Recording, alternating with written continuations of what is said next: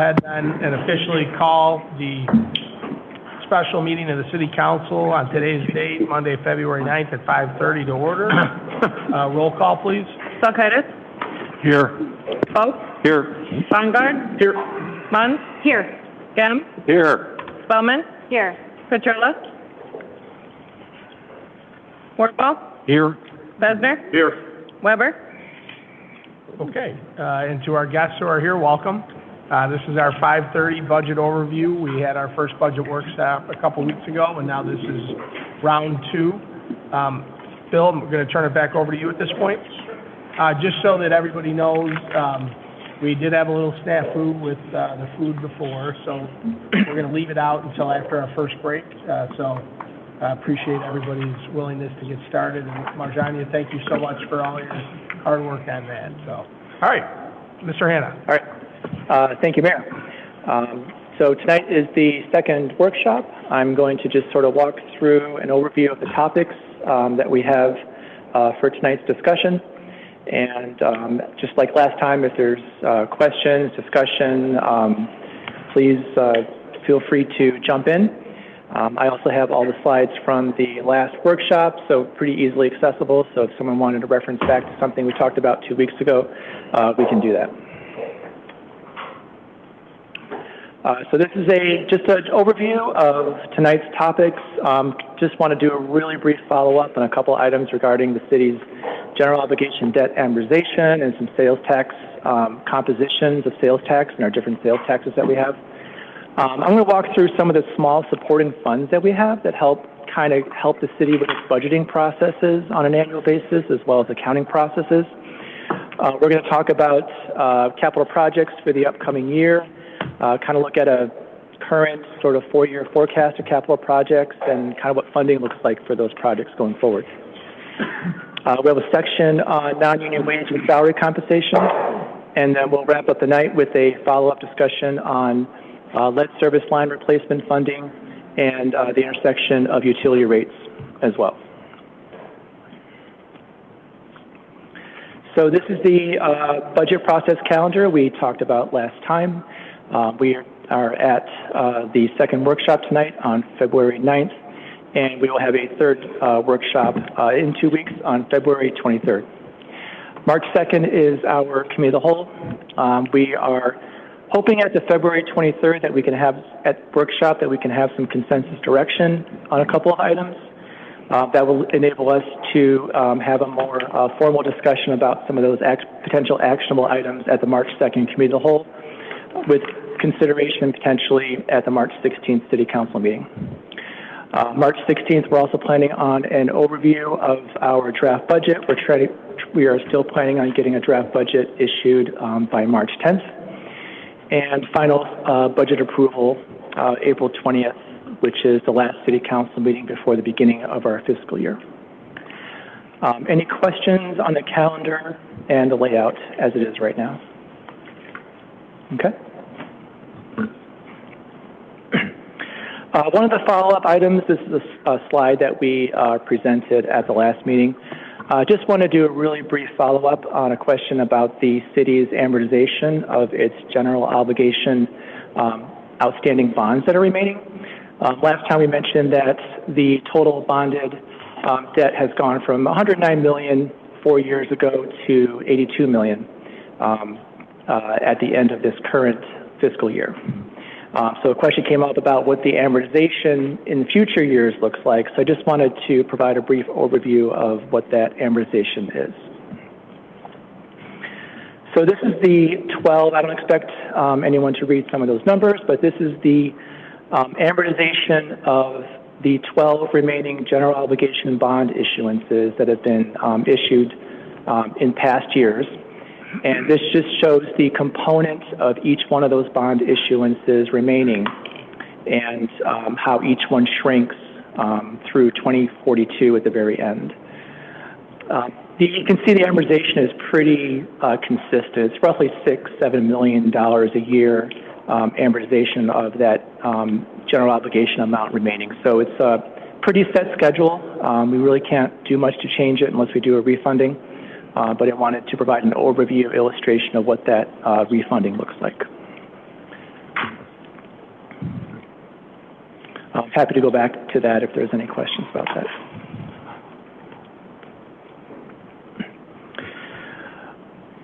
One item I also wanted to just provide a really brief context on was a question regarding sales tax composition. So we're in the process right now of working on finalizing our estimates for general fund revenues for the next fiscal year. And this just kind of shows a status as far as where we're at in that process right now in terms of some of our estimates. So as we've talked about many times, sales tax revenue is the largest revenue source for the city's general fund, roughly 48% of all revenues, followed by property taxes at 24%, intergovernmental, which is primarily the LGDF, state shared income tax revenue the city receives, and then followed by some other specific taxes for alcohol, hotel, and some other revenue sources. When we're talking sales taxes and that sort of bucket number, it's really essentially two taxes. The standard 1% that applies to all taxable sales within the city, that's $20.7 million right now is what we're estimating for next year. And we have our 1% home rule sales tax in the general fund that generates $11 million. The 1% generates that much less on the home rule side because it doesn't apply to titled vehicles, food, and drugs. And we've talked about that before through other discussions. So one thing I wanted to do is kind of show a breakdown of each one of those in terms of the types of stores that it's generated from. So when we look at just the 1% regular sales tax that applies to everything, the state provides what's called SIC reporting, Standard Industrial Classification Reporting. So that tells us the types of stores where the sales tax is generated. Not necessarily what is purchased, but the type of stores. And one reason that distinction matters a little bit is when you're looking at the chart to the right, and the largest category is automotive and filling stations. That kind of makes some sense because the city has a lot of car dealerships in town, but it is a little bit inflated even from that because Costco is classified as an automotive and filling station. So you get some variations in terms of the total dollars generated by a certain store being lumped into certain categories. So it's useful information when you understand that there's these definitions about certain types of stores out there, but it can be a little misleading when you look at the actual based just on what types of stores they are. So like general merchandise would be stores like Target and Walmart. Food stores would be stores like Jewel.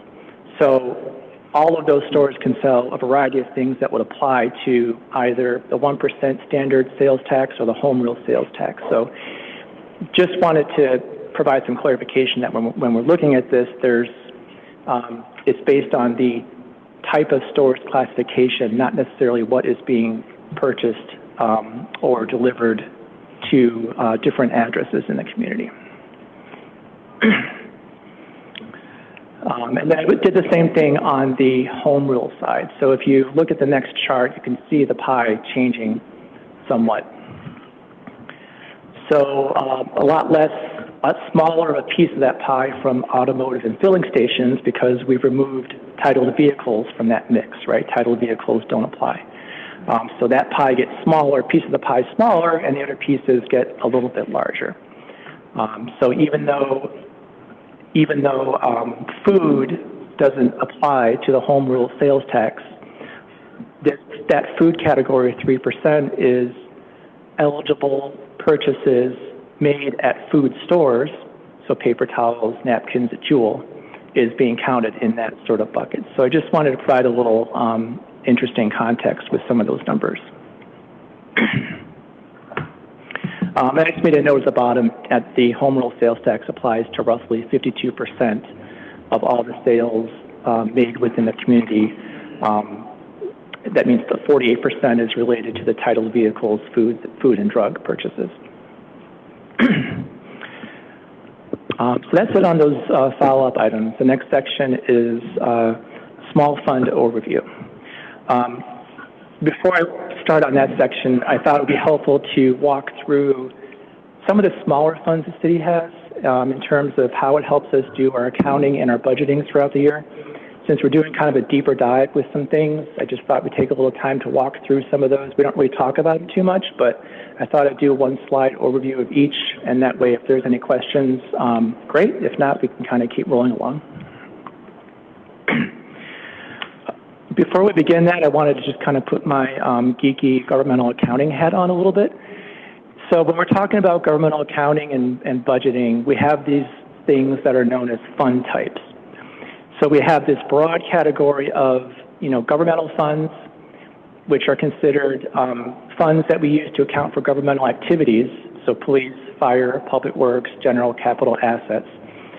And then we have proprietary type funds, which we use to account for basically business type activities. So that includes our water, sewer, electric funds, those types of funds where we charge a fee for services and those fees remain in the fund to fund those types of services. So those are two broad essential definitions between the essentially governmental activities and business type activities. So we have these funds that account for these types of activities separately. One thing I wanted to note is, we spend a lot of time talking about, the general fund, the water fund, electric and sewer, which makes sense. That's roughly 80% of the entire city budget. But we do have these small supporting funds, which I just wanted to sort of briefly run through tonight to kind of give you some additional context and let you know that they exist basically. And they do help us with our, governmental budgeting and planning throughout the year. So the first one I'm going to touch on are the pension trust funds with our police and fire.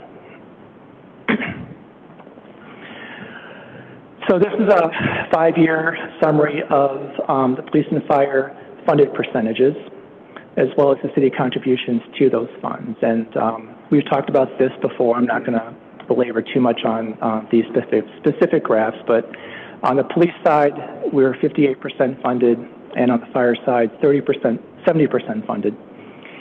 And you see the column is the city contributions contributed to each fund on an annual basis. And that's done through an actuarial evaluation. So I think last time we talked about the city has an actuarial evaluation done for each one of those funds on an annual basis at the end of the fiscal year. That actuarial evaluation determines what the required tax levy component the city must contribute to those funds for the upcoming tax levy, and that tax is then levied and collected and then essentially contributed to those funds throughout the year. So the tax levy that was approved in 2025 included those two components you see up there in the tax levy ordinance, and those amounts are then given to the pension trust funds over the next fiscal year. Did I make that pretty simple or clear? Okay. Bill, and that is, that's locked in. That we're trying to comply with the law. There's no wiggle room on that. Yep. That's just the number is the number, and that's what we have to do. Yeah, for sound actuarial funding, and yes, that's what we should be doing. So this is kind of the format I'm going to show you probably 10 or 12 times here for these small funds. And this is very similar to what we show in the actual budget document. We show 2 years of actual. I'm only showing 1 year, current year budget, a forecast, and next year's budget. And so this is the pension trust fund. So we actually budget the pension, police and fire as part of the city's annual budget process. And if you look, we have our revenues and expense line items. So revenues in the pension trust funds are primarily from investment returns. That's the purpose of the pension trust fund. Those funds are invested by those statewide entities. It used to be done locally, but now it's done at these statewide entities. And so we come up with estimates for what they're going to, generate. It's kind of a guess. We never really know for sure, but we do it as part of the budget process. The amount I have circled is the amount that we were talking about previously. That's the required contribution. So I'm just showing how it shows up on this sort of a budget presentation for the pension trust fund. On the expense side, the expenditures really are the pension payments made to retirees, those with disability pensions, and beneficiaries as well.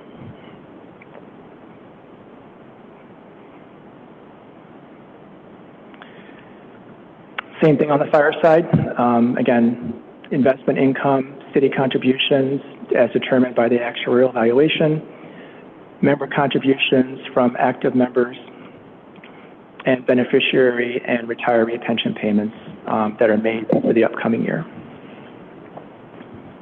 So, Bill, if you look at the party, sorry to cut my off, but pardon me, you get to the bottom line, revenues over and under, the overage for all those years, what happens to that? I'm going to have a next slide which kind of shows the accumulation of that in relation to the total accrued pension liability, and that's how we get to the funded status. So I wanted to show this on sort of a revenue over under expense basis, so you can kind of see the accumulation of those assets over time and how it relates to the total pension liability. So this is a summary of the actuarial valuations that are done at the end of the fiscal year. And what I tried to do here is show the total pension liability, and this is what is calculated on an annual basis by the actuary. So the actuary takes that calculation and they compare it to the actuarial value of assets that are held by the pension fund at the end of the year. That is how they determine the unfunded actuarial accrued liability. So the unfunded accrued liability divided by the pension liability is how we come up with the funded percentage on an annual basis. And that's where that 58% and 70% that I mentioned earlier comes from. One of the things I wanted to point out with this slide presentation is there's really two components to the annual required contribution. One is called the normal cost. This is essentially the present value of benefits and services, the present value of future benefits, and what that cost is essentially on an annual basis. So that's called the normal cost. What was earned by those active members during the year, essentially. And the second piece is the amortization of the unfunded liability. And that's the bigger piece with both on the police and the fire side. So that's how we get to the $4.5 million and that $3.2 million. It's really the amortization of that unfunded liability is the more significant component for that funding requirement. And that's essentially the numbers the calculations that are done to get to the recommended components to be included into the upcoming tax levy.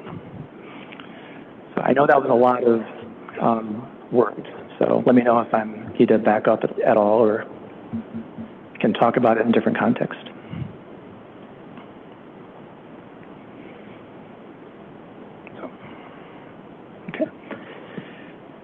That's all I have on pension, but I know we've had questions in the past about, how is it calculated, what does it mean? So I thought this might be helpful to kind of just, show the numbers and those different cost components and how we get to it. So Bill, I do have a question, just as when you talk about how the investment returns are smoothed out over 5 years. I remember during a period of time when investment returns were negative or not good, and there was a rate of return that was assumed statewide at 8% or 9%. Yeah. So when you're smoothing that out, that still is we're banking in that we're going to get a rate of return at 6.75%. Is that correct?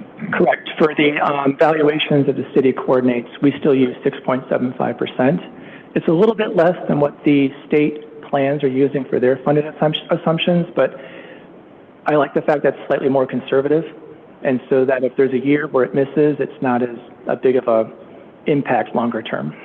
So if I understand you right, if we were to have a year where it's below 6.75%, that would impact the amount that we would, It'll impact, the good thing about smoothing those 5 years is that it'll be less of an impact as if it was hitting all at once. So when we have a really good investment year, we're smoothing those gains over 5 years. Same thing when there's a bad year, those losses are smoothed out over 5 years.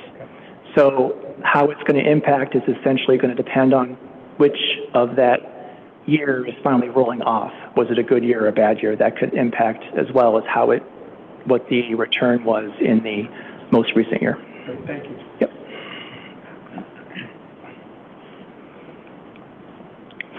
Okay.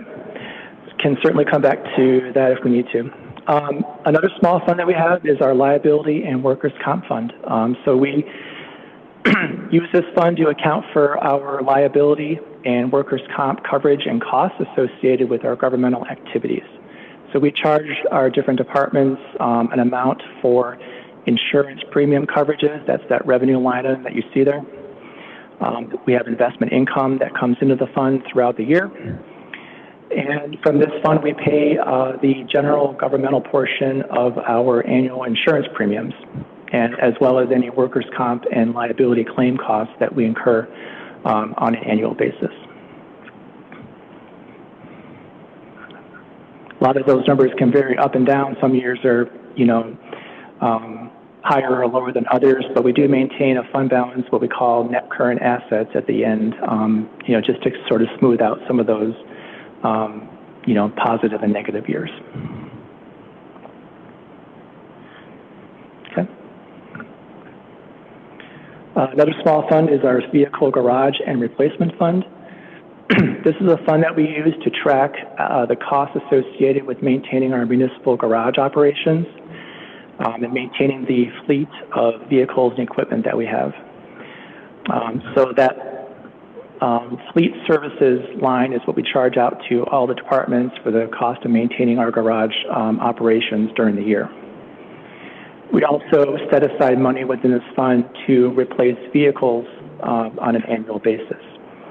So we do some calculations to see, what's an appropriate amount to charge each department to set aside money to replace vehicles for, and that's that replacement reserve line item that you see right there. So that's something where it was $1.5 million, and we're increasing that to $1.75 million in the upcoming fiscal year, simply due, the cost of vehicles keeps increasing, and so we got to keep pace with some of those costs.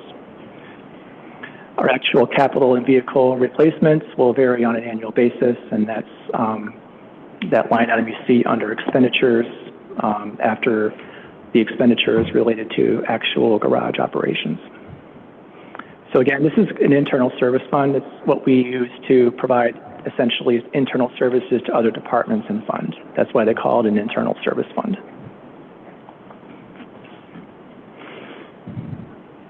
Any questions on that? So, Bill, since we ordered our new fire engine that we hope to get in 4 years, is that still our time frame, Chief? 3?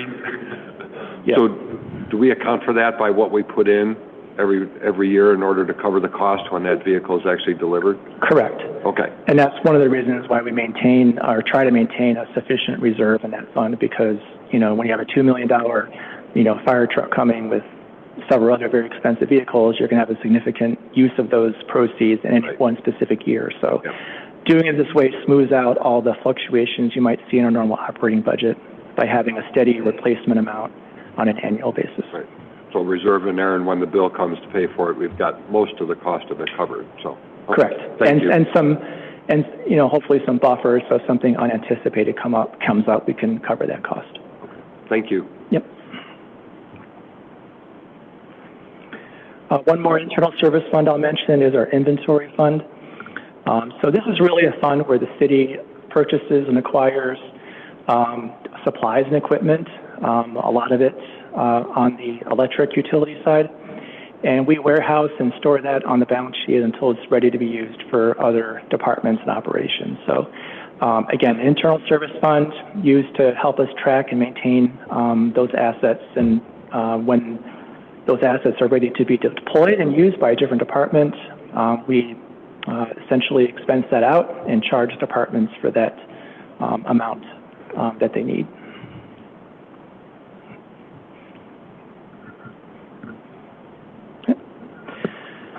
So now I'm going to cover our updates and our 4 different TIF funds. So these are special revenue funds that we have in governmental activities.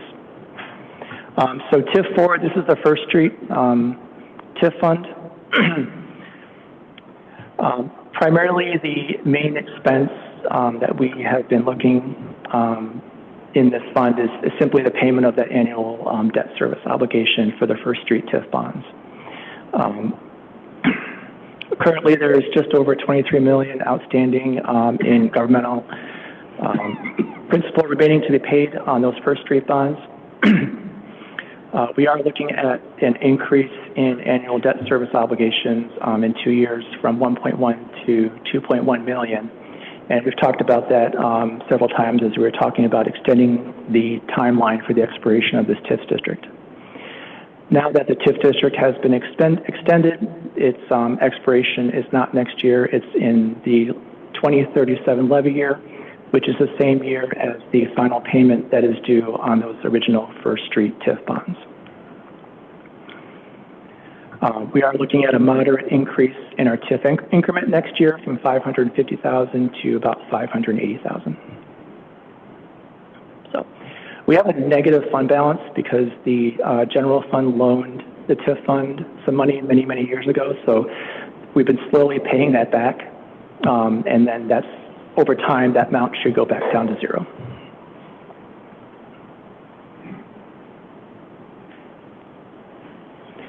We have a small TIF fund called TIF 5 in the manufacturing district. This is over on North Avenue and Tyler Road. There was some debt obligations issued with this TIF district many years ago, but it was paid off about 2 years ago. So the remaining TIF increment that we're receiving is going back towards paying loans that were made from the city to the TIF district. So that's why you see that negative fund balance slowly declining over the last 3 years. So this TIF is going to expire after next levy year, and we anticipate that it should be sufficient to pay the city back, and after that time, the TIF will close.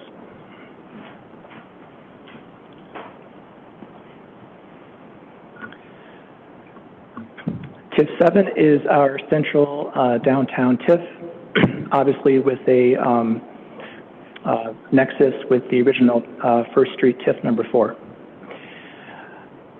The property tax increment in this TIF has increased from about 1.6 million, anticipating it to be about 1,850,000 next year.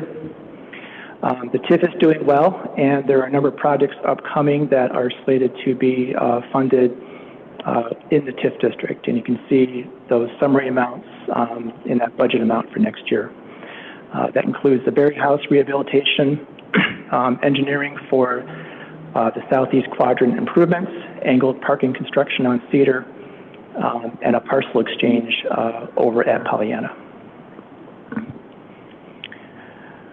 This TIF also helps pay the original First Street TIF number 4 general obligation bonds, and it's also set to expire in the 2037 levy year, same as TIF 4, and the final payment on those outstanding bonds. Any questions on TIF? That's it as far as I have for TIF. Okay. Oh, one more TIF district, I'm sorry. The Pheasant Run TIF number 8, this is the on the east side. This TIF district has been in place for about 2 years. There's been a pretty strong increase in the TIF increment that's been generated by it, projected to be about 1.3 million next fiscal year. The expenses associated with this TIF district right now include, it's basically the redevelopment agreement for the industrial buildings. That reimbursement projected to be about 673,000 next year. And there is a portion that is being transferred back to the city for costs that were upfronted by the city associated with this project. That's about 350,000 in the current year, and then it'd be about 369,000 next fiscal year. So any questions on TIF 8? Okay. A couple other small funds, and then we're done with that section. We maintain a collection of debt service funds to account for the debt payments made for governmental type activities, general capital, and TIF. So we transfer money from either the TIF districts or the general fund, and those principal and interest payments are made out of the debt service fund on an annual basis. We mentioned this last meeting, but the total debt service obligations have been going down as the city has been making progress on slowly winding down some of those bond issuances, and those total debt payments going from 6.6 million in the current year to 5.5 million next fiscal year. We have a a capital fund called the IT Equipment Replacement Fund. So this is a fund that we used, again, to accumulate money for future capital items related to information technology. Primarily items related such as computers, switches, servers, and radios. It's not a really large fund, but it does provide consistent funding for some of those core critical IT items that we need to purchase on an annual basis. We are looking at expanding the use of fund and upfronting some money to it so that we can expand the use of the fund and start planning for some of these other critical purchases that we need to do on a regular basis. Security cameras is a good one where in the future we'll allocate money to the fund to make sure that we're not running into a budget issue when we're trying to replace some of that critical equipment. And this is the last small fund, our motor fuel tax fund. This is the money the city receives from the state for MFT taxes received and then distributed to all municipalities. We estimated to receive about $1.5 million in the current fiscal year, and about the same is projected for next fiscal year. As I noted on the slide, the state distributes just under 50% of those monies to municipalities, and we receive a portion on a per capita basis based on our population from the state. We are planning on using some of our fund balance in this fund to help supplement our road program next year. So instead of just using the annual allotment of $1.5 million, we're going to use $2.3 million to try and free up some of that capital funding for other purposes. So that's really a one-time thing that we can do this year because we've seen some small, moderate increases in our MFT fund balance over the years. So we're essentially putting that fund balance to work next fiscal year.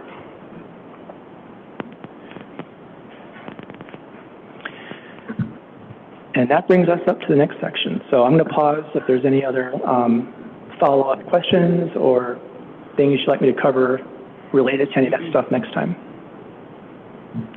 Okay. So the next section is general capital projects and capital project funding.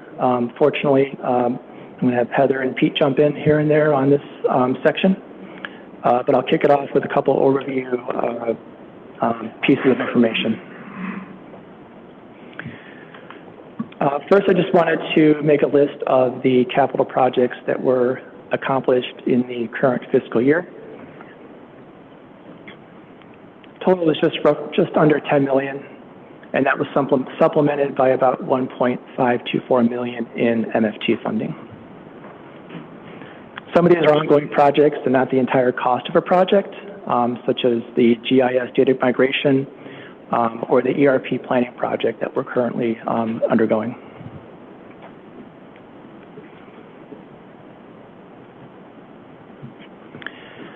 As we're moving into this section and we were putting information together, I thought it might be interesting to put together some information about the city's road program and how it's improved the overall city's road network over the last couple of years. So PCI is a pavement condition index, and this is what is used to assess the overall quality and the condition of the city streets. So back in 2022, 2023, that PCI index average rating was about 51. The city went through the discussion in terms of identifying additional revenues to increase that and improve the city's overall road network, and that resulted in the 0.5% home rule sales tax increase in 2023. Over the last couple of years, the city has done many additional miles of road every year, and that's overall led to an increase in that PCI index to 56 in 2024 and just under 62 in 2025. So the chart in the middle details the existing conditions for that PCI index at the end of the 2025 program. And you can see the change in those ratings from 2022 to 2025 over the last 3 years. One of the things I wanted to mention is that a lot of the roads that were able to be done the last 2 years were relatively little bit simpler than some other complex roads that maybe have tougher, poorer conditions and may require utilities to be done in the future as well. So in the future, we would expect fewer miles going forward to be able to be done because some of those roads would require a more significant rehabilitation based on the condition of the road, or there's additional utilities such as storm work that would need to be done as well.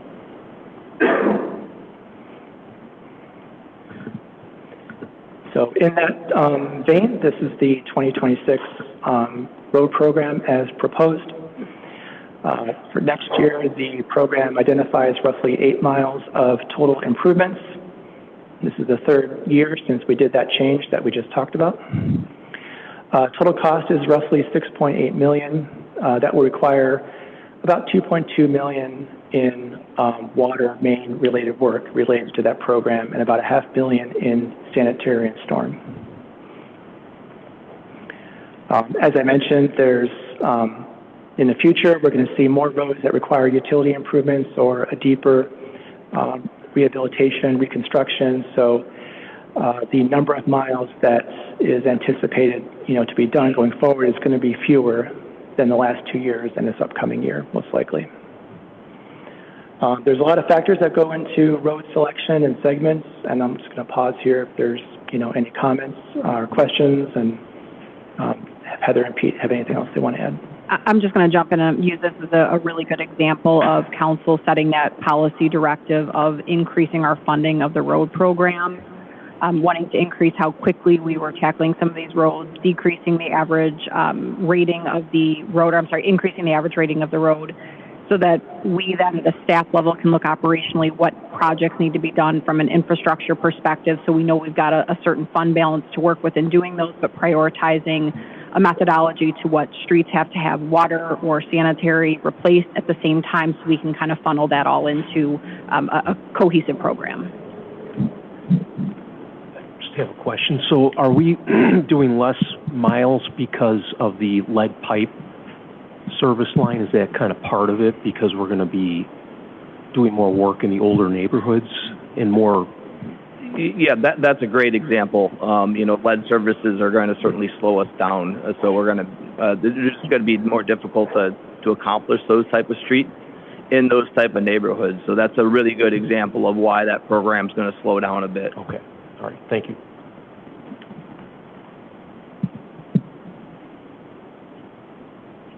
Any other questions on next year's map?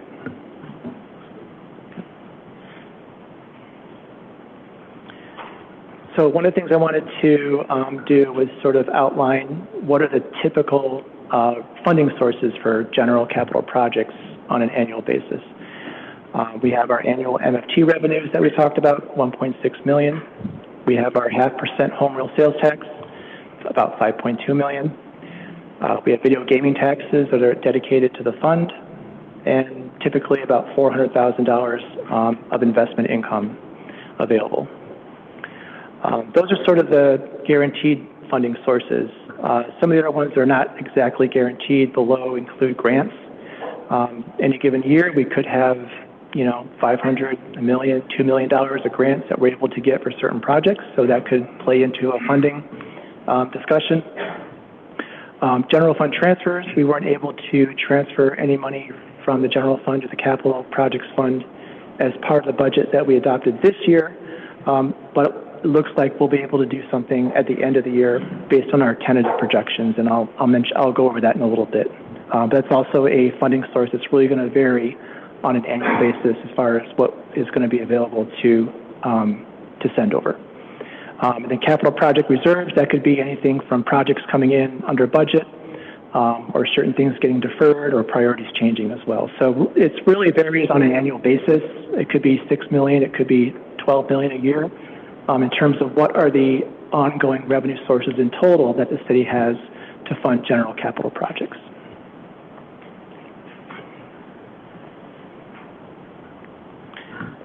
So I did one of those small fund charts for the capital projects fund to sort of illustrate it with actual numbers. And you can see the over the last 3-4 years. We have our non-home rule sales tax revenue, some of the other revenue sources we talked about, video gaming, grants, various reimbursements, investment income, and then transfers from the general fund. We are looking at transferring potentially $2 million from the general fund to help with our capital project funding. And you can see as you work your way down with expenses and the projects that were budgeted in total, how that kind of translates into how does it impact ending fund balance at the end of the year. So this is something that we're working on right now. This is what we're currently looking at. Based on the upcoming slide that we're going to show you with upcoming capital projects, this is the impact of those projects right now as we are sort of planning out for next fiscal year. Bill? Yes. So going back to that, what's the reason for not having transfers from the general fund? Is it because there's no projects that qualify for it? No, it was really just an overall looking at our general fund with expenses increasing versus the pace of revenues. We weren't able to upfront say, yes, we can find $1.2 million in our budget immediately. We had to wait until the end of the year or closer to the year to see how the year played out. Yeah, I'll collect. Yeah. Yep. Thank you. And we've done that in the past where we've budgeted $1.2 million, but we actually wound up transferring $2.5 million. And that's what we did back in 24, 25.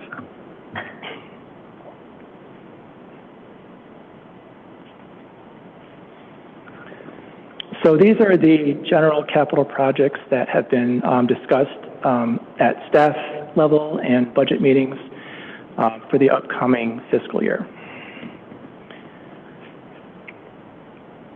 I'm going to take a break from talking and just let people read or ask questions about these, and if Pete or Heather want to jump in on anything here. Yeah, I mean, if it's helpful, maybe I'll just go right through the list to give you a little perspective. I think most of these are self-explanatory, but some of them are kind of combined projects and maybe not as clear. So Bill just went over the annual road improvement program. We all know what that is. The map was presented a couple of slides ago, and Chris Gottlieb will be in front of you here in the next 6 weeks or so to present that program to you and show you all the details about the upcoming program. Generally speaking, with the road program and MFT program that we do each year, we usually try to take one road, a more difficult reconstruction road project, and accomplish that. And this year we've got slated Southgate Road reclamation. This is also a water main replacement project, so that is if people recall, pozzolanic base street, which is a lot of times in our manufacturing district. We're trying to eliminate all of those pozzolanic base streets in our city because they're not structurally sound. So we go through a process of reclaiming that. It's a quick process, and that street can be completely repaired next summer, or this coming summer. Parking lot improvements. We're typically taking care of 1 or 2 parking lots annually. The lot that is scheduled for replacement this upcoming year is Lot B, which is the Pollyanna lot. Illinois Street, bike and pedestrian improvements and 88 crossing. This is the improvements along Illinois Street from 7th to 7th. And it's a combination of a road diet, so the road's going to get a little smaller, and we're going to have bike and pedestrian or bike lanes on the road to accomplish that, and then a fairly significant intersection improvement, ADA improvements right there at Riverside in Illinois, which is going to really clean up that corner. Bike and pedestrian improvements. This is, I think, a little misstated. I'm not sure, Bill. I was trying to follow your notes here, but yeah. I think that this one is actually the DCEO grant for flashing beacons at about 8 intersections, and we're actually going to be doing that this fiscal year. Okay. So I think it's just labeled in the wrong fiscal year. Yep. That was the project I was thinking. Okay, perfect. And then on top of that, we have been asked to look at APS signal upgrade improvements These are, this is an engineering study to see if we can change all of our intersections to match what has just been done at the First Street across Main Street. So that this is the voice control and signaling for ADA improvements. So we'll be doing the engineering for that project this upcoming year. Indiana Pedestrian Bridge Project Engineering, we haven't talked about that project in a while. We have completed the phase for studying that and need to get in front of you so that you can give us some guidance as to which direction we want to go with that project. And if that moves forward this year, we will be doing the engineering so that we could be ready for potential construction or reconstruction of that bridge as early as next year or the year after that. State Street Creek 12th and Dean project is a storm flood road combination project that is all in related to the State Street Creek project and flood control. It's a project that's been on our books for a decade now, if not longer, and increased improvements on storm and flooding.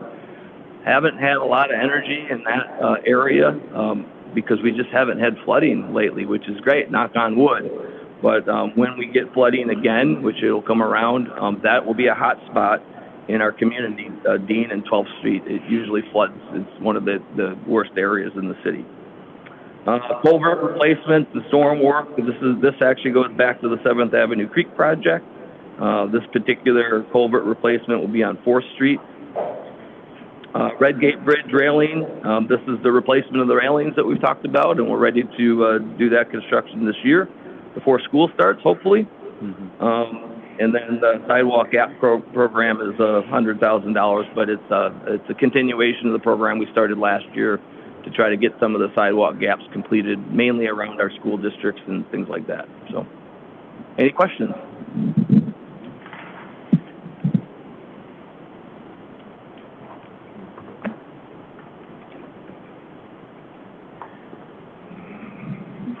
Pete, do you want to keep going with the top right portion of that for facilities? Oh, yeah, sure. Thanks. Again, I think we've all talked about the First Street parking garage counters. So that's in the budget. Public Works bathroom locker room update. It's just the facilities update at Public Works. These are the locker rooms that my entire staff utilize on the first floor, and they're just outdated. Some of the fixtures are falling off the wall. So that's a necessary project for us. The History Museum flat roof replacement. There's a small flat roof on the History Museum that's starting to leak and needs to be replaced. We have some facility AC replacements, roof painting projects around the city as well. And then First Street parking deck rail cable snowshoe. This one might need a little explanation. This is the project that would take care of, what do they call it when the cars drifting? The drifting cars up on the 5th floor of the lot. So we worked with police to try to come up with a solution to stop that. And one of the ways that we can do that is to actually put a cable right down the center of the lot. But that's going to need to be designed and constructed. So with that is the exact location that we actually store snow. So if we do a project like that to stop the drifters, then we are not going to be able to pile snow in that location, and we'll want to remove it from the upper deck as fast as we can. So we're also pairing that with a snow chute, which will be sent off the side of the deck, and we can eliminate the snow a lot quicker than we do now. And so it's kind of kills two birds with one stone there. Any questions on that? I just had one question. Yes. Regarding the deck, with that cable going through the middle, is that going to be on the 4th floor as well, or just the top floor? Just the top. Okay. Thank you. And then the parking deck repairs. This is a carryover of the maintenance work we did on the parking deck this past summer. There's one portion, the upper 5th level, that we didn't get to because of weather. So that's we'll be finishing that work this summer. I think to wrap that up, there's a few information technology projects. The GIS utility network migration, that's from Larry can talk about that some more, but that's been an ongoing project for the last 2-3 years, I believe. Video management system upgrade, that was also related to an ongoing project to replace all the city's video cameras.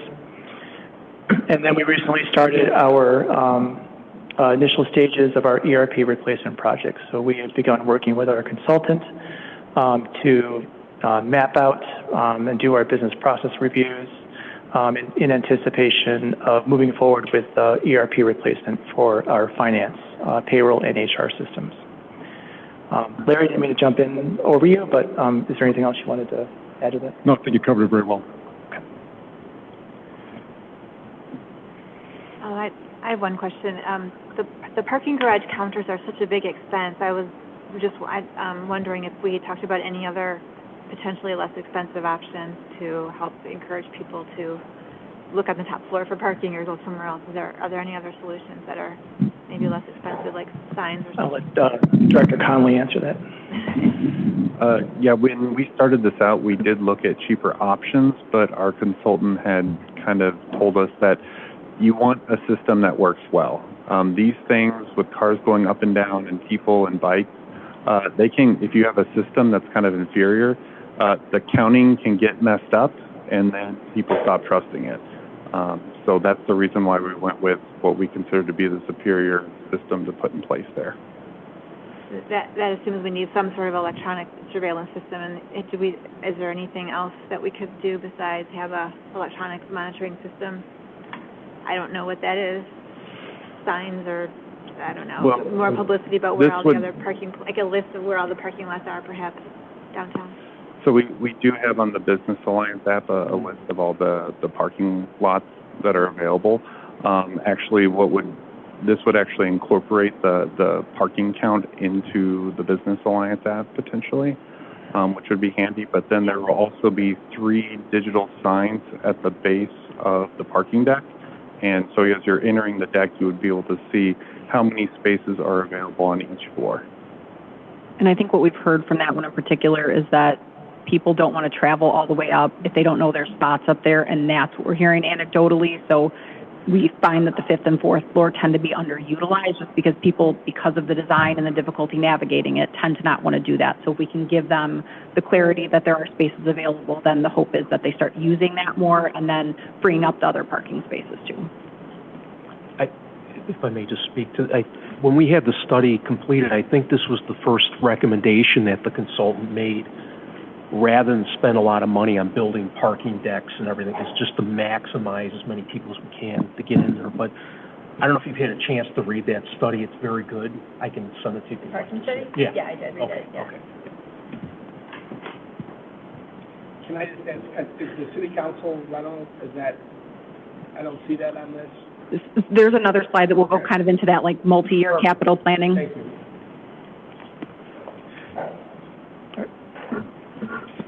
All right.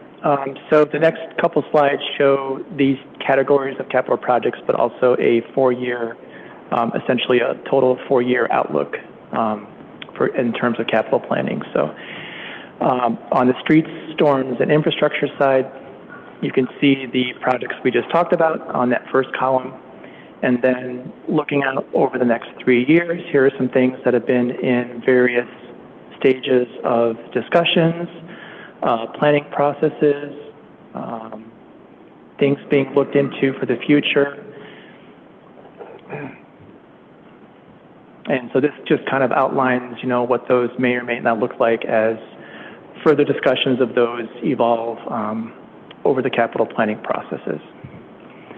I think one thing is interesting to point out, as Director Stewart mentioned, with those 7th Avenue Creek and culvert improvements, there are many more phases of that project, and in terms of when the study was completed, I'm not sure how many, maybe 5 or 6, but you can see conceptually what that looks like with the significant dollars associated with one of those phases over time.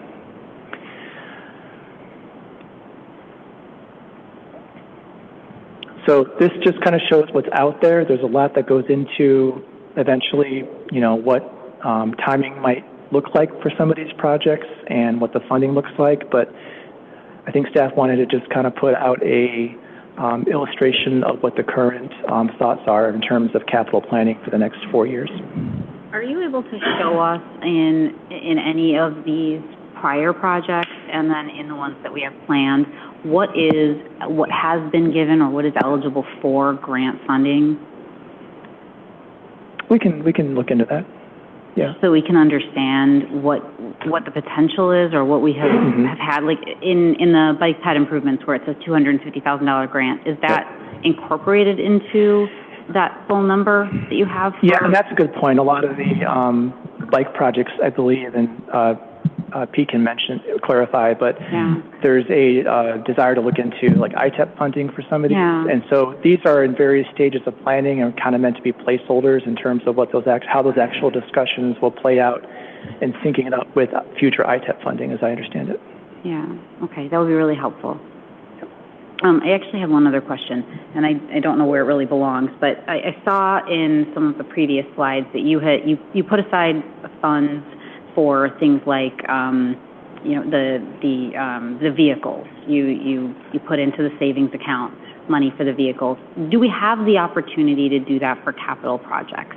So let's say for the redo of the council chambers, would we have the opportunity to put aside money year over year for any defined period of time specifically for a project like that and only use it for something like that? That's kind of what the capital project fund is for. And if there's something very specific that, the city council wants to see funded, we just have to balance that with some of the other capital project needs. Okay. So it's a little bit different than a replacement fund. So this is really sort of a catch-all for the different funding that we can come up with through transfers or dedicated revenues to help fund whatever the current capital project priorities are, collectively for the city council and the city. Okay. So I was going to make this point as Bill gets into the next couple slides about the multi-year capital projects that we need to handle. But every year when we've got that excess money in our general fund, whether it's because we didn't cap out our legal fees or those kind of things, we end up with this dollar amount. And at the end of that year, that dollar amount is either going into our capital projects fund or it's going into our fund balance. So we are essentially doing that so any excess funds are automatically funding those capital projects. And as you see, we're sort of shooting in that $10 to $13 million of capital projects every single year. And that becomes kind of the priority of things that we have to have that ongoing eating away at that list, because every year new projects pop up as well, so we want to try to keep pace with that and fund that. So that really becomes a priority once we're past basic operational items. That's where we prioritize. So this was that outlook for streets and storms and infrastructure. And one thing I wanted to mention too is, there's things out there that aren't on this list, concepts that come up, things that get talked about in the past. So there's always that sort of secondary list in people's heads or different places that's out there as well. So this certainly isn't all-inclusive, but I think it's representative of the types of things that are out there. And I think further to that point, too, one of the things that we've discussed creating this year after we've wrapped up the utility rate study is doing that 5 and 10 year capital plan so we can see exactly what kind of dollars we're looking at over the next 5 to 10 years and talk about how we fund those projects. So looking at that outlook on the facilities and services side, as well as information technology, you can see the meeting room, council meeting room item sort of pegged in that bucket for the following year.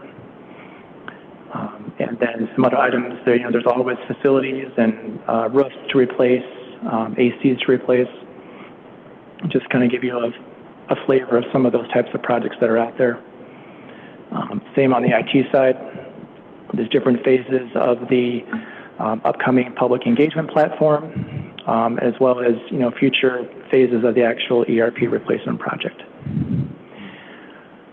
I'm going to jump in real quick again, just because as I mentioned, that 5 and 10 year capital outlook, that becomes really crucial as we're talking about our utility rate study. Let's figure out what projects we need to do and what dollars are associated with those projects. I think capital becomes the same way, because as we've operated right now in the council chambers as a perfect example of that, is these projects continue to accumulate. And as we push projects out that are not crucial in the moment in any fiscal year, they keep getting pushed back. But that doesn't take away from our overall number of projects that we need to do typically. It just creates a bigger pot that we have to figure out how to tackle. So it's more about strategically planning for those than just continuing to push those back. And I think a 5 and 10-year capital project list will assist with that. So one of the things I want to mention at the very bottom, you see the total number there of 13 million, just under 16 million, and then there's 11 million and another 15 million. So those obviously can vary a lot on an annual basis, and that plays into this discussion about what are the existing ongoing revenue sources that we have and revenue sources that we can count on to try and move some of these projects forward on an annual basis. So I'm going to pause right there for discussion and questions. So Bill, just my question, that the top one, the City Hall conference room, so we had it planned in this current fiscal year's capital are we going to move it to 27, 28? Or is that just a thought? Just curious. That's just where it sort of sat as we were developing this. Oh, okay.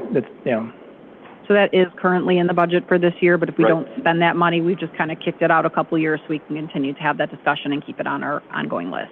Okay. And Bill, I had a question regarding, if you go back a slide, regarding the $7 million for roadways every year. Yes. I'm not suggesting that that money shouldn't be put aside for it, but we talked a few years back about the percentage of roadways, I forgot the actual term, that St. Charles was in, and we started talking about improving those roadways since then, obviously, but where does that fit in regards to the lead pipe? You know, that's $28 million, you know, so is this apples and oranges, or is there a balance where all of you have decided that we're going to spend this much on roads, we have to figure out the lead pipe still? I mean, I think the road improvement program there's something analogous to, you know, covered ongoing expense. You know, something you have to keep up with every single year. Otherwise, you're going to fall behind, and these things will cost even more money to fix later on. So I think and not speaking for, you know, everyone here and stuff, but like that's something that you want to stay on top of and, you know, make sure you're addressing on an annual basis. So Bill, remind me, that $7 million, that includes both MFT and that extra 0.5% of the non-home? That is correct. That includes roughly, you know, 1.6 million in MFT is assumed to be going into that. Okay. On an annual basis. So just as a reminder too, that 1.6 has to be used on those road projects. The additional is what the resolution council put in place to dedicate towards those. So that funding is available, but we are following at a staff level that policy directive of funding the road program with that extra 0.5%. Okay, thank you. I can come back to that if needed. We covered that. So I know it's been mentioned in the past, you know, what are additional revenue sources that the city could look into for capital project funding if that was desired. And so this is a list that has been presented before, and I just updated it to sort of wrap up this section for discussion. I have a question. How many towns do the real estate transfer tax around us in the Fox Valley? I don't have an exact number, but there's a lot. I think there's a lot of communities that implemented it or made changes to it before the requirement came along that you have to do a referendum to implement it or change it. Okay. Fairly easy number to pull to. If you're interested in that, we can get it, but it is a referendum-based tax. Okay, so the residents would decide whether or not. Yeah. Yep.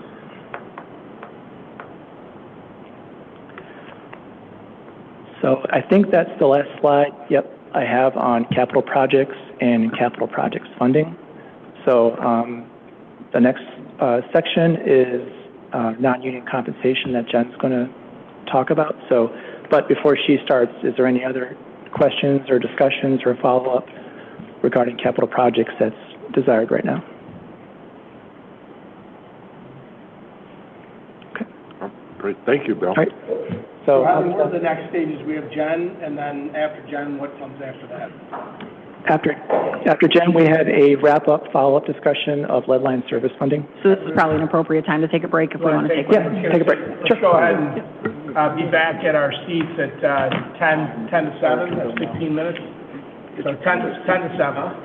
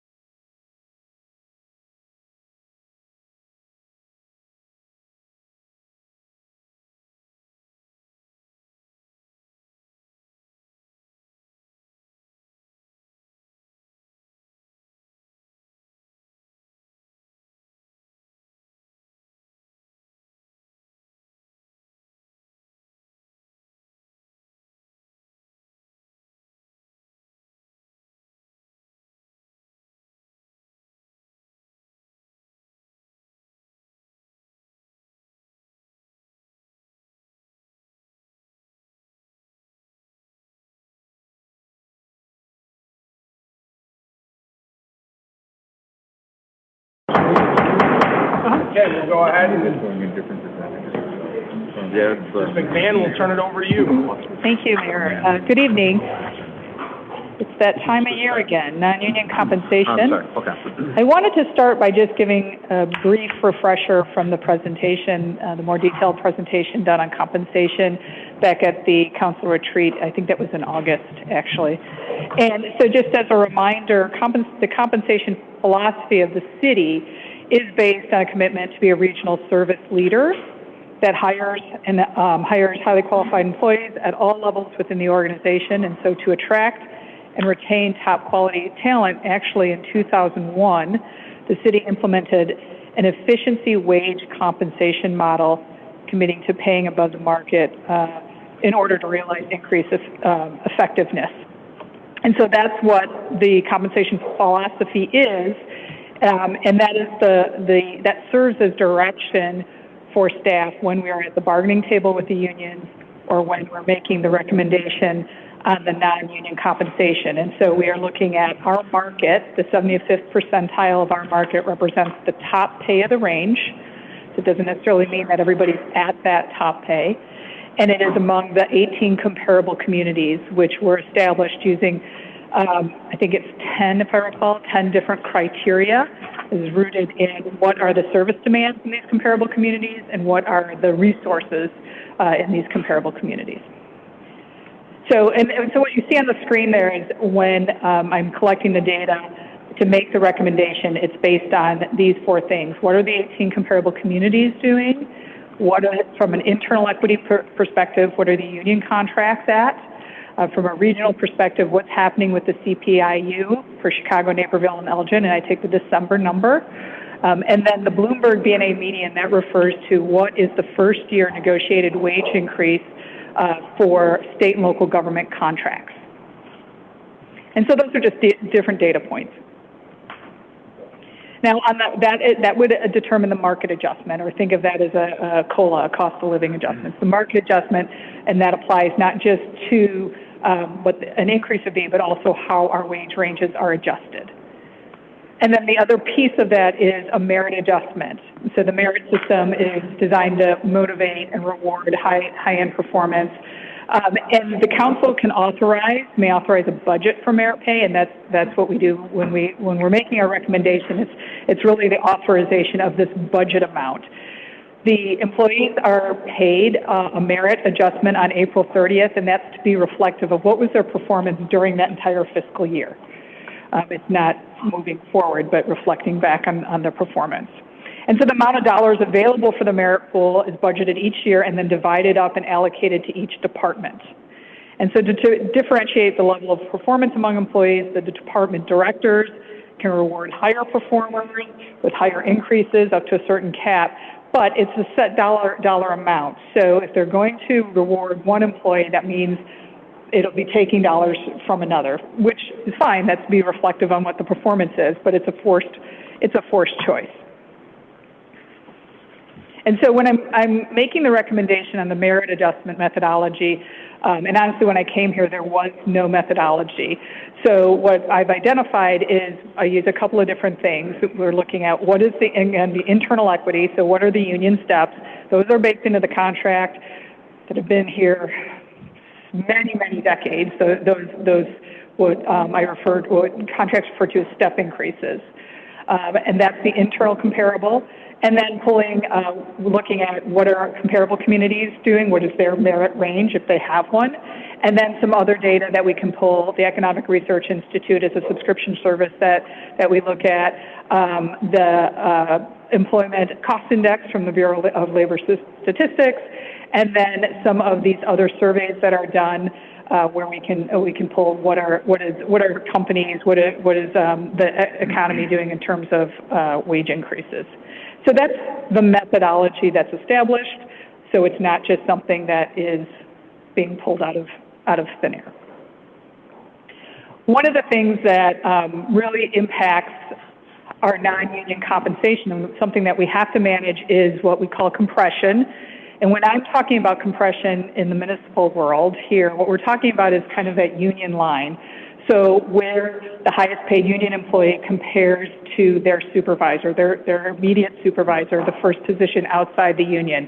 And so I wanted to just show you kind of the compression effects in the different unions. So the first one is IBEW, and this one's going to be the one with the most severe compression. And so we just took the last few years and looked at what does each position make. So in the IBEW union, there's a foreman, there's a senior crew leader, and lineman.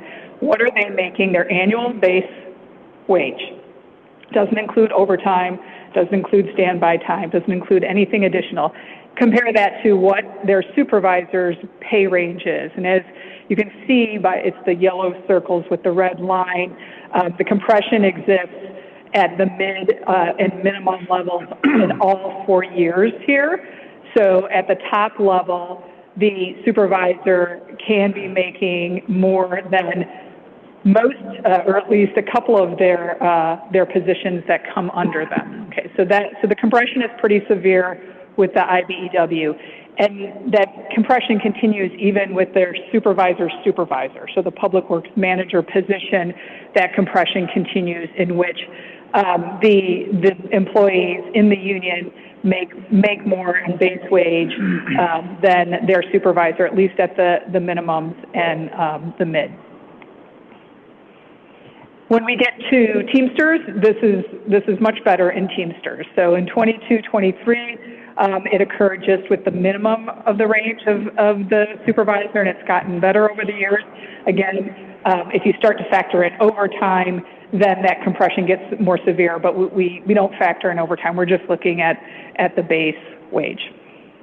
Hey, Jen, I'm sorry. Will you go back to the IBEW slide? Sure.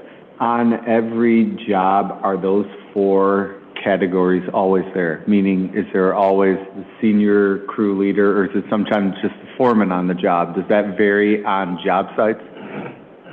Well, all those positions are full. So when a job site, I assume that there's a crew leader at every job site, Pete?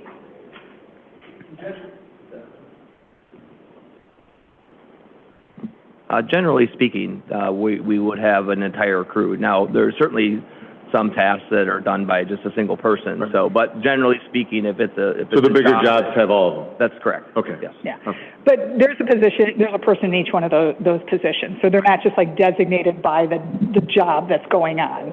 Gotcha. We have a foreman, and he's always the foreman. That's his position. We have a senior crew leader. We have crew leaders. So that's not just determined by the job. Or I should say, when I say job, I mean the job site, the activity going on. So Teamster is a little bit better. When we get into the MAP sergeants, so officers we don't have an issue with, but our sergeants, they directly report to commanders, and you can see that compression starts showing up again, exacerbated once you factor in overtime. And then fire's a little bit better, but I would say also in the fire union, which isn't factored in here besides overtime, is they get a paramedic stipend, and they also get some longevity pay. So again, we have to look exclusively, when we're addressing compression, looking exclusively at the base wage. And the reason this is something that kind of on the razor's edge as we're balancing non-union and union wages is making sure, are we creating compensation that is attractive enough, even though they know they'll be giving up their overtime and maybe some other things like standby or paramedic stipend or something, to move into those higher levels, into those supervisory positions. Any questions on compression? Okay. So then, as I'm looking at what is going to be the market adjustment, what I do is contact our 18 comparable communities. You can see one did not respond. The contact I had there left the organization, and I couldn't get them to respond to me. But you look at are they doing for a COLA or a market adjustment, whatever their terminology is, and it may be something that they apply as You can see there, if they say merit and COLA, they do both merit and COLA. Some do COLA only, some do merit only. For those that are doing merit only, I asked, what are you adjusting your ranges on? And then we take what the 75th percentile is. In this data, it would be 3.06. And then this is just to give you an idea of what is the merit that our comparable communities are offering. So again, some communities do COLA only. Most of them have a range. We would have a range as well. Just the budgeted amount that we would recommend doesn't mean that there isn't a range. There's still a range. Somebody may get a 0 if they're a really, really poor performer, or a lower increase. Our comparable communities have the same thing. They have a range for their merit. So for the market or COLA adjustment, looking at the different data points, so the comparable communities at the 75th percentile would be 3.06.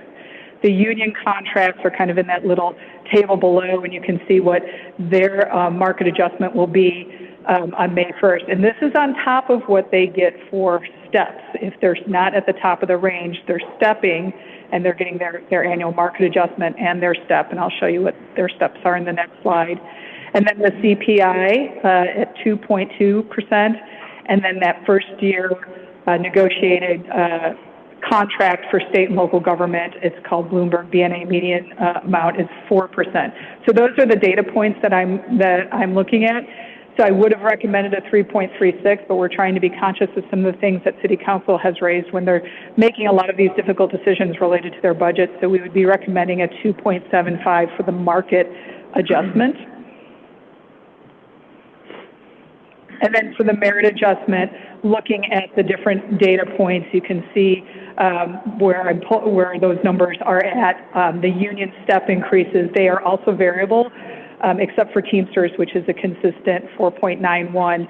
But depending on what step you're at in the other contracts, they vary. If you notice in IBEW, the only positions that step is apprentice. Once you're at journeyman level, and that could be that line worker, that foreman, that crew leader, that senior crew leader, there is no more steps. You're considered at the top of the range, so you're only getting that annual adjustment.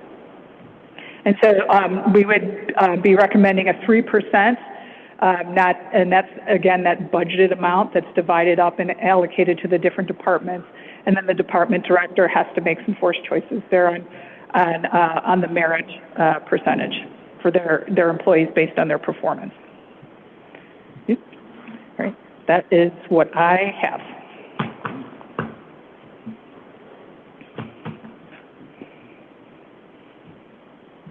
Are you concerned about retention for leaders who are making less money than their direct reports? So that has been a struggle, especially in the IBEW, that division manager, that's the first line outside the union. I think since I've been here, we've had 5 different people and many months, maybe even up to a year, where that position has been vacant. So that is a struggle, but we try and build up some of the other things that are associated with that job, just in terms of being able to be part of making a decision and influencing what direction utility goes into and stuff. So it's a concern, but you have to try and balance it, because to completely solve that problem, everybody would be getting. No new sewer pipes for St.Charles. Yeah, there you go. Jen, could you go back a slide? Sure. Sorry, I went the wrong direction. So you said you're indicating that market would be 3.36 based upon all your factors, but you're recommending a 2.75. Correct. And go back one more slide. So when we're looking at our comparable communities, where is that 2.75 is below every of our. We don't have information on 2, but it's below every other comparable community. Yes. Correct. And this was a discussion between Jen, Bill, and I, trying to be considerate of, one, the number of things that we're trying to do with our budget this year, but trying to balance that with what we're creating with compression, as well as our non-union positions, and continuing to make sure that we are supporting that staff and not causing that compression issue further. And then is there, we've heard, when Jamie was asking about grants and what grants are available, I mean, do we know what the difference is, the dollar amount is between a 2.75 and a 3.06? In the total budget impact? Yeah, I mean, when you're looking at it, and you're saying, okay, if we did a 275 instead of the 3, how much money are we saving by doing that? I'm glad you asked that. We were actually talking about that this afternoon. And so the impact of a 0.25% adjustment in one of those metrics for merit or market is about $36,000. $36,000 total. To adjust one of those metrics by a 0.25% would be $36,000. So if you did 3% versus 2.75, it would be an additional $36,000. Total. So, I mean, just in that 0.25%, that's, are you asking what, like a total? So, I guess that seems like such a small amount. I mean, if we're talking about if I understand you right, I guess I want to restate it to me.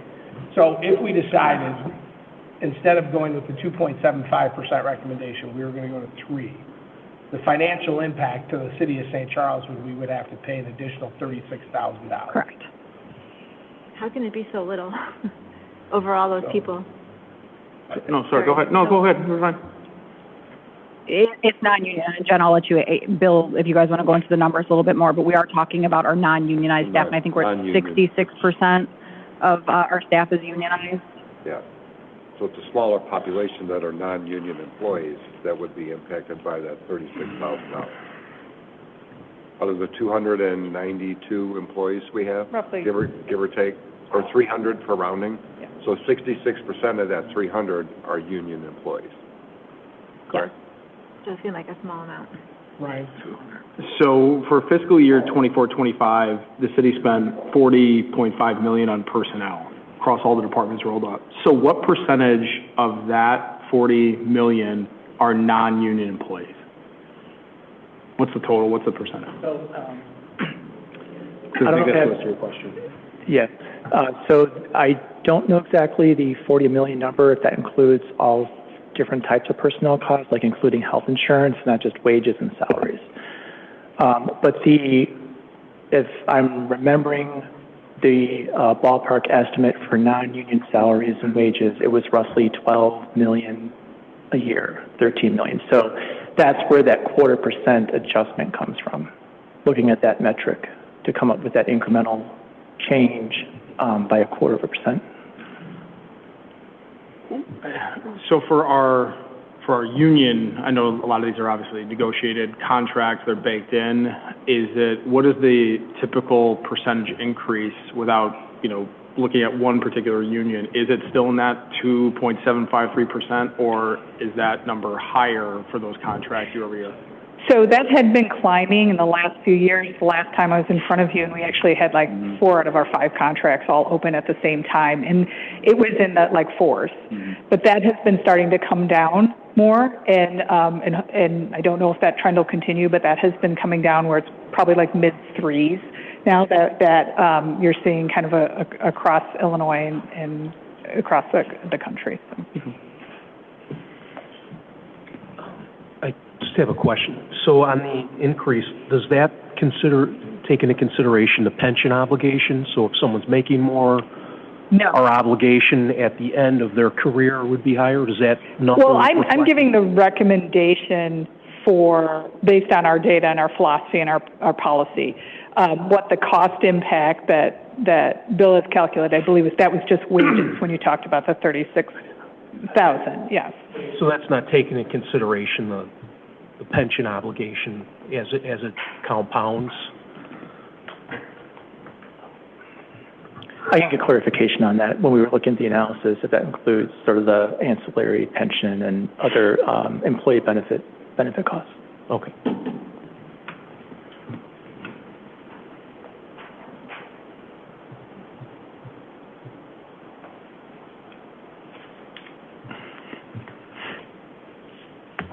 All right, thank you.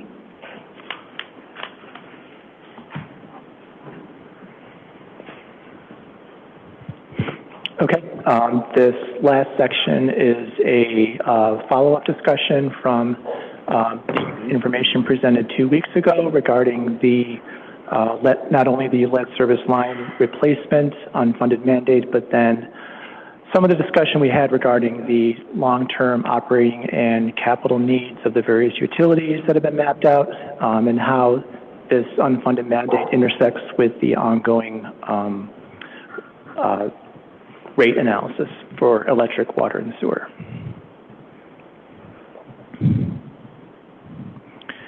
So this is just a recap slide from 2 weeks ago, summarizing the unfunded mandate. As discussed, once again, it is a requirement over a 10-year period. The total number of lines estimated about 3,400 within the city of St. Charles, or roughly 26% of all water services. The total cost in today's dollars, including various ancillary engineering, is roughly $84 million, or about $8.4 million per year.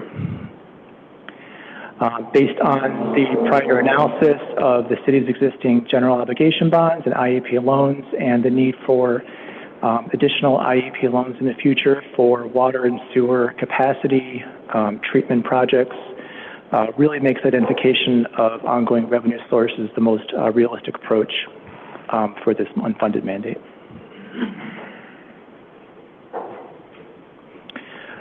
So last time, after we walked through some of the operating and capital needs of the various utilities, we presented a list of possible scenarios regarding rate adjustments. We took that and changed it from looking at 3 years to 4 years. I think there was a request to at least go beyond 4 years, and what does that look like to those adjustments on an ongoing basis, or after that 4th year. And 4 years is really a good number of years in terms of a planning horizon for, staff, knowing that certain structures regarding rates are in place to begin planning for some of those significant capital improvements going forward. We did add one additional illustrative option to that list, just to show a smaller alternate revenue source in addition to rate adjustments, just to have another kind of in-between option to consider. There was another question regarding sunset provisions. So if there is something that's discussed and ultimately approved, we can consider sunset provisions for certain things that may expire after a certain number of years, once it's determined what that timeline should be. Last thing I just wanted to mention that, the illustrative impacts that are on the next slide will vary by customer and will vary by season, summer, non-summer, electric usage, water usage. So keep that in mind that there's really many different illustrations that could be provided. This is just sort of one sort of ballpark illustration.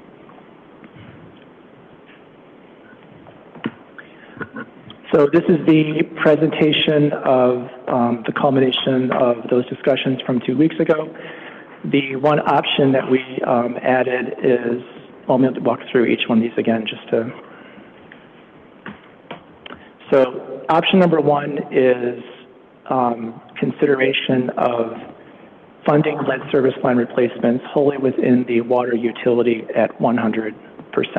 So no additional funding sources to help with that unfunded mandate.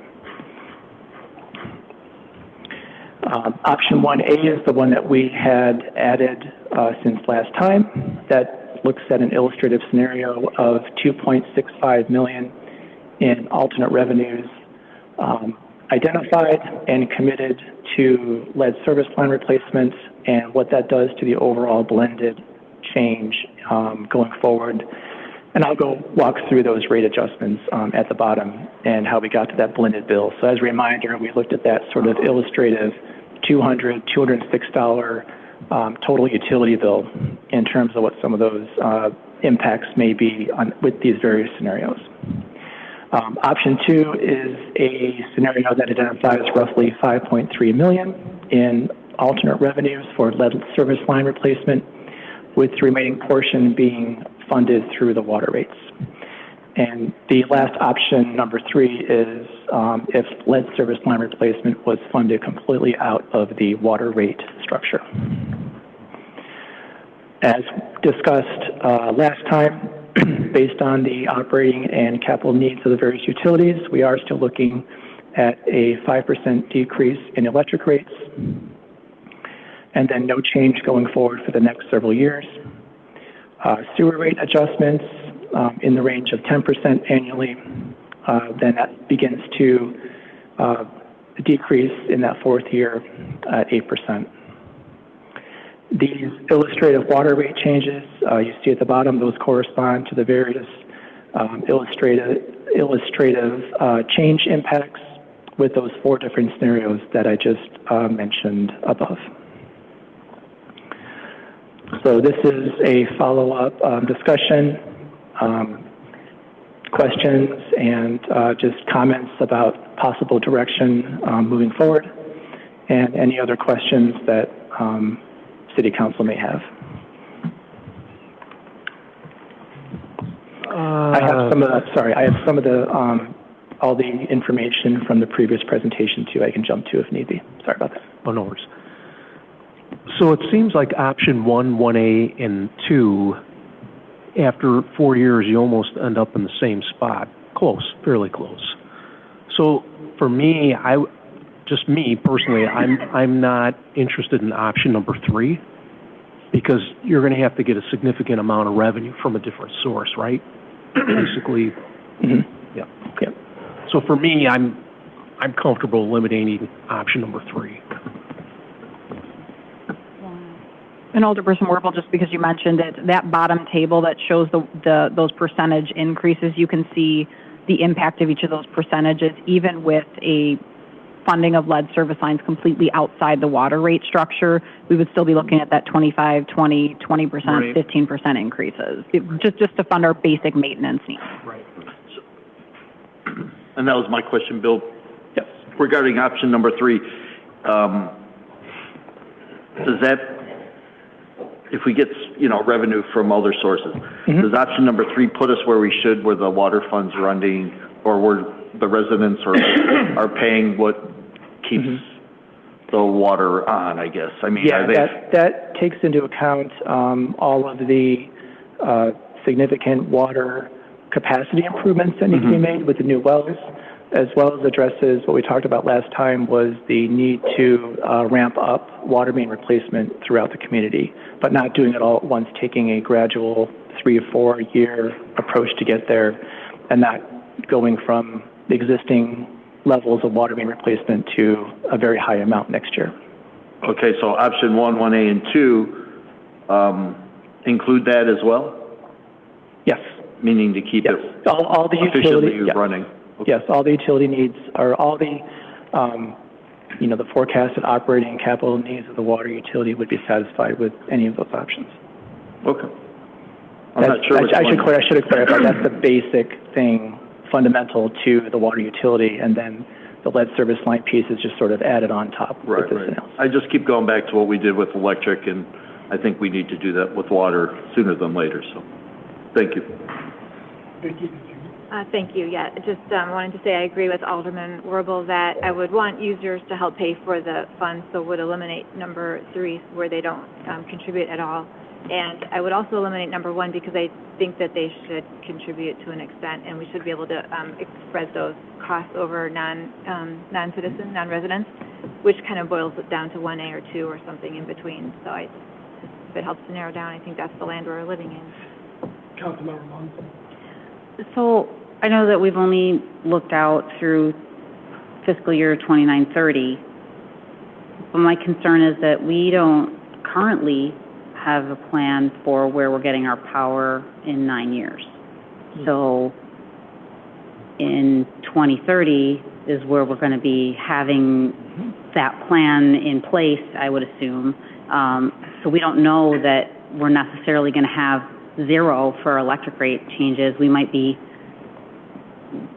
doing something where we're asking for funding during that time to support infrastructure, to support changes to our electric grid. I don't know the answer to that, so I'm curious if we can actually promise this 0% at that point, or what that's going to look like going forward. If this is just maybe 3 years of 0%, and then we are not only asking for these increases, but then additional money beyond that? Because we haven't had that conversation up here at all regarding power. So that's not really an answer to this question, but it's an additional question that goes along with this because I think these are complementary concerns. Just real quick to clarify that, the contract, even though we will start to have that discussion and maybe have some of those answers by 2030, the contract with IMEA goes to 2035. And so for the next 9 years, at least at this point in time, we don't anticipate a whole lot of major capital infrastructure projects for the electric utility. Okay. So I'm pretty confident at this point in time to say that that utility is going to be in pretty sound shape all the way till 2035. Okay.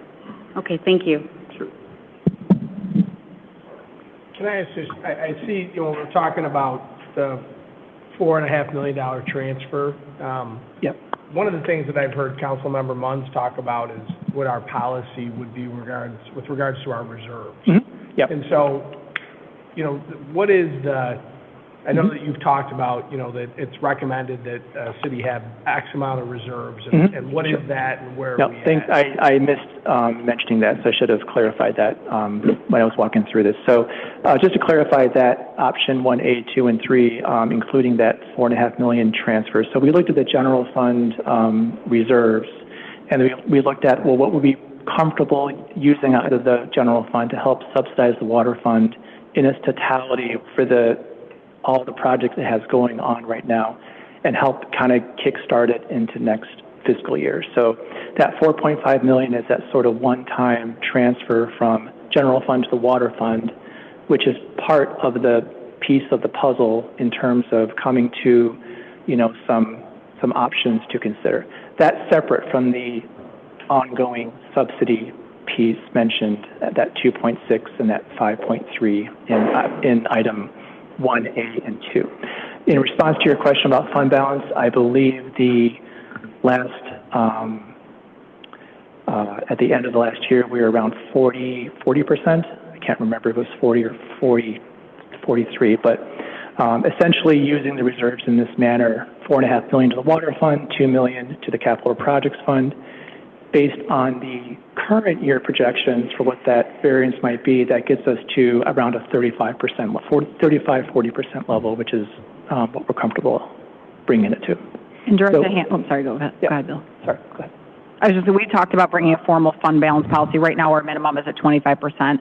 For both our perspectives, that's an appropriate level. That's a bare minimum number. 35 is about the average you would see, but we are going to be bringing that policy forward for official adoption to council in the next couple months. So it stays, so if I understand you right, if we were to have the 4.5, that gets us back to, the appropriate, or gets us down to kind of where you exactly believe we would be. Mm-hmm. Yep. And this would be the council and the city making a decision that, one, we want to tap into that reserve for this purpose, and two, if we tap into the reserve for that purpose, there may be other projects that we could have tapped into that, but we're making a decision to allocate it here versus someplace else. Correct. Yeah. So, Bill, I know when you and I talked, I mean, these are great presentations, and I would be in the 1A or 2 option, but is this assuming that all the costs associated with lead line replacement stay flat? Like all of our costs? So we talked on Friday about right now we're replacing lead and galvanized with copper. Correct. Now all the municipalities in Illinois are going to start buying copper. Yeah. So it's a metal, so its prices are going to go up. And I know we talked last time, Peter, a little bit about the contractors that will be able to do this kind of work. And right now there aren't too many. So I'm going to imagine that their costs will not stay the same if we plan this to be kind of equal or flat year over year for the next 4 years. So I would think our rates would probably have to adjust based on the cost of doing the project also, correct? Yes, and so we actually applied an escalation factor to this when we were mapping this out over that multi-10-year period. Okay. Because it is such a significant cost, like you mentioned. Yeah, oh, absolutely, because they're all going to ramp up once everybody's getting involved, knowing they got 10 years to get it done, so. Yeah. Okay, no, thank you, just to make sure that there was some inflation factor in that. I think we used 5%, but yeah. 5%? Yeah. And on that note, too, by using these other funds that we're not going through this IEPA loan program, it allows allow us to be a little bit more nimble in awarding these contracts and moving on them without so many requirements that the IEPA loans would have. Good, okay. So may see some quicker movement on that or some savings from that regard. Anybody else on council have any questions?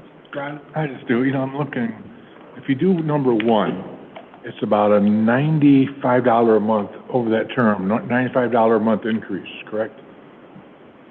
Okay, so, net change. Yes, so it's correct. $95 more a month. Correct.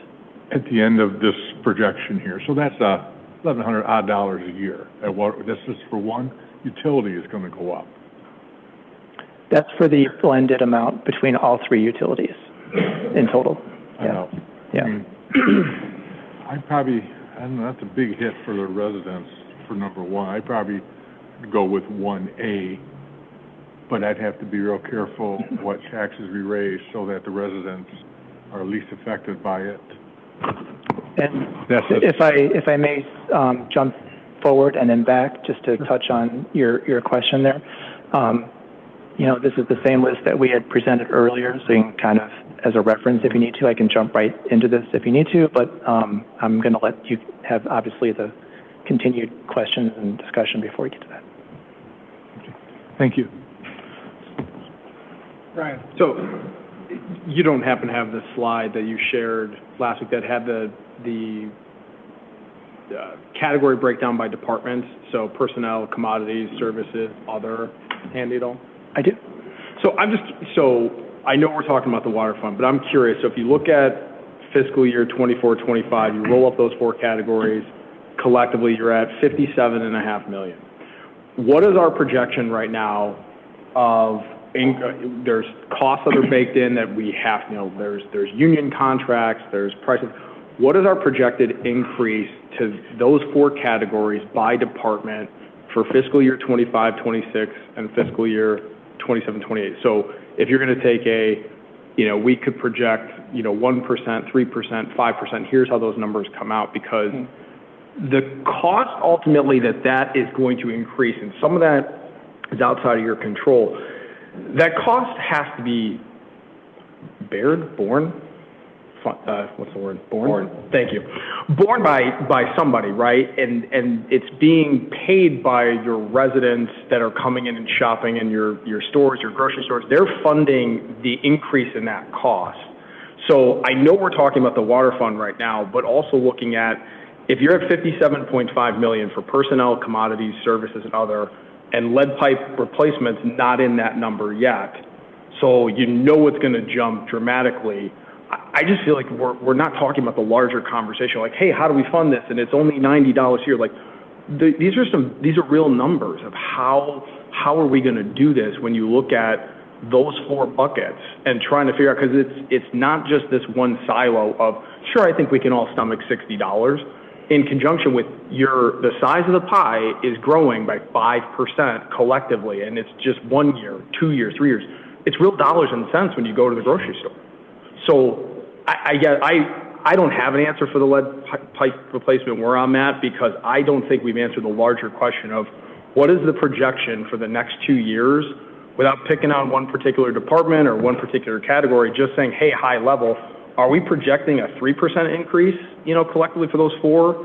Is it 1%? Is it 5%? Is it 11%? Because that 11% has to be taken into account, whatever this lead service pipe replacement is. And I'm telling you, you're all going to feel it when you go to the grocery store, and those prices aren't coming down. So I know there's not a lot of discretionary, hey, we can cut this, we can roll this, but I think until we have a good idea of what that projection looks like for the next couple of years, I don't know how you can really answer this question of what are you comfortable with, because I don't know the larger part of the puzzle. So, I know Heather and I have been meeting with each department over the last 2 weeks regarding budgets for next year. I think, in some cases we're seeing some of the same cost drivers that we talked about 2 weeks ago in terms of, contractual services, cost of providing services. I know Jen just talked about compensation. We've talked about health insurance and the cost increases on those side, on that side of it. So I think the story is probably similar to what we've been discussing over the last 2 weeks, but we are working on finalizing what those proposed budgets would be and to discuss those at next meeting. Because, I have the numbers here. So, like, if you look at all the departments rolled up together collectively, based on, Jen, 3% tends to be kind of a safe starting point when you factor in, unions and merit increases, right? Yeah. So if you go off of what we spent this past year, you're talking about an additional $1.2 million added to the pie, just baked in. You're not adding anybody new. You're not, that's a real money that's going to have to be, spent. You get down to, I'm assuming lead pipe replacement is going to go into services, correct? So in terms of the charts that we were looking at 2 weeks ago for the general fund. Right. So this is something separate from that. Okay. So it wouldn't be part of that fund, that bucket. So when we're talking about lead line services, we're talking about costs that will be recorded most likely in the water fund. So the question is, how do we, get to a point where the water fund can continue to, conduct its operations and capital improvement, but then there's this other piece that's added, that it needs to now address. Why would we put in the water fund? It's a natural capital item, maintenance, called a maintenance item, but capital item for the water utility. The city's been replacing some lead line services over the last couple of years, and that's where, those costs have been, because it is part of the overall water distribution system. It just happens to be going from the main to the D-box, yeah. The last question I had, do you have the slide that shows the improvement that we made to the roads? Yes. I think Alderman Besner was kind of going to somewhere down this line. So obviously there's been a lot of improvement to the quality of the roads, and we specifically increased the sales tax to dedicate to fixing that. If you were going to look at, could you look at a portion of that funding to go to lead pipe replacement, and then what would the risk be? How much would you slow this down to being, you're trying to kill two birds with one stone. You're at least trying to dedicate resources without trying to go back to, hey, we have to raise this by X%, we have to move this up, we have to find new quote-unquote revenue taxes. Is there a way to look at a projection like this to understand, here's what we're currently funding. If you rolled this back a little bit and repurposed that sales tax to your lead pipe replacement, now we're at least helping that source. Is there a way to look at what your PCI ratings are projected to be at over the next couple of years? And if you were to say, hey, if you take X% down, we still think you might be at 65, 70%. So you're getting better, not as fast, but at least you're taking some of that funding and moving it to a more blinking red light. So I'm going to hand it over to Pete, and we talked about that exact thing about, do we divert funds from some other program temporarily to fund the lead service lines. I do want to just go back to the discussion about where we budget these things, and typically when we've got our municipal budgeting system, our general fund, and our enterprise funds, we want to keep all of the costs associated with those enterprise funds, our water, our sewer, and our electric funds within those particular funds. Now, obviously, we're looking at some creative solutions here to divert funds, offset so the rates don't go as high, but that would be the best management practices. Any cost associated with that fund is paid directly out of that fund or borne by that fund. Yeah, a great question, and I was lucky enough to just look at this today, so it's fresh in my head, but we made some great strides in 3 years. Those numbers are really kind of nice to look at from that decision.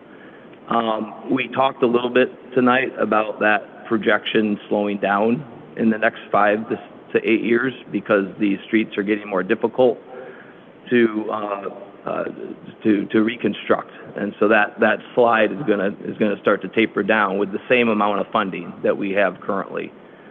So we just looked at that today, and at some point in time, we're going to get to the point where that red chart there goes away, and we're going to have all of our streets out of the poor condition and very poor condition. That's really what we're focused on right now.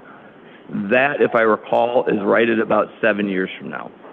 If we maintain this track for the next 7 years, all of those poor streets are out of our program. And then we probably would be in a position from our department to come back and say, listen, we can start to reduce some of the costs for our street program and flatten that curve so that we're more in a maintenance mode as opposed to a reconstruction mode. How many, if you went the other way? So if you said we're not, how many more jump into that red bucket? How many get added? Hey, if you pivoted and said, you know, we understand that this, you know, pool of the streets is not great, but now we're going to be adding X percent that are going to fall into that 19%. Yeah, I can look at that and get you those numbers. I mean, we can look at it and say, listen, if you want to maintain the street program the way it currently is, I can give you that number. Yeah. But I just need to run that formula. Yeah. Yep. One thing I want to add to is just that within those categories too, the reason those streets start to get more costly or more cumbersome to do, there are other repairs associated with that. So we've got infrastructure underneath the road. So that just becomes part of it, because if we're not repairing those water mains, those sanitary sewers, those start to have potential breaks that will increase budget potentially operationally as well. So it's just a consideration and balancing that pie. If we reduce the road program, we're not going to go tear up the road and replace that water main that may have a lot of breaks associated with it and may increase the operation side.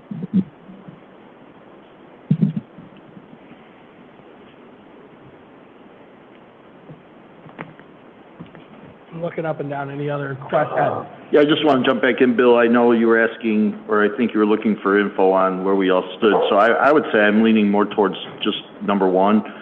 1A's, as Councilmember Bob Gem said, would be my second option. And I only say that because even option, I think there's an option right below it with $5 million you're talking about and $2 million as a one-time revenue source. But between 1 and 1A, the rates don't change that much over the course of the next, 5 years, 4 or 5 years. So I'm not saying we could just do something different with that $2.6 million or the $5.3 million, but I'm sure we could use that money somewhere else as well if the rates aren't changing drastically. So I would start with 1 for me and 1A as a second. If you don't mind, I'm going to echo my colleague Ed with option number 1. I think in the end you're going to end up paying the same. You're at 298, you're at 301. Mm-hmm. 1A would be my second choice with a sunset clause, but I like option 1.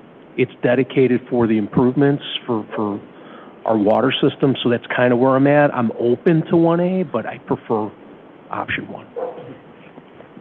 And the last thing that we talked about last time, this does not, I mean, there were some council members that expressed interest in a senior freeze or an income freeze.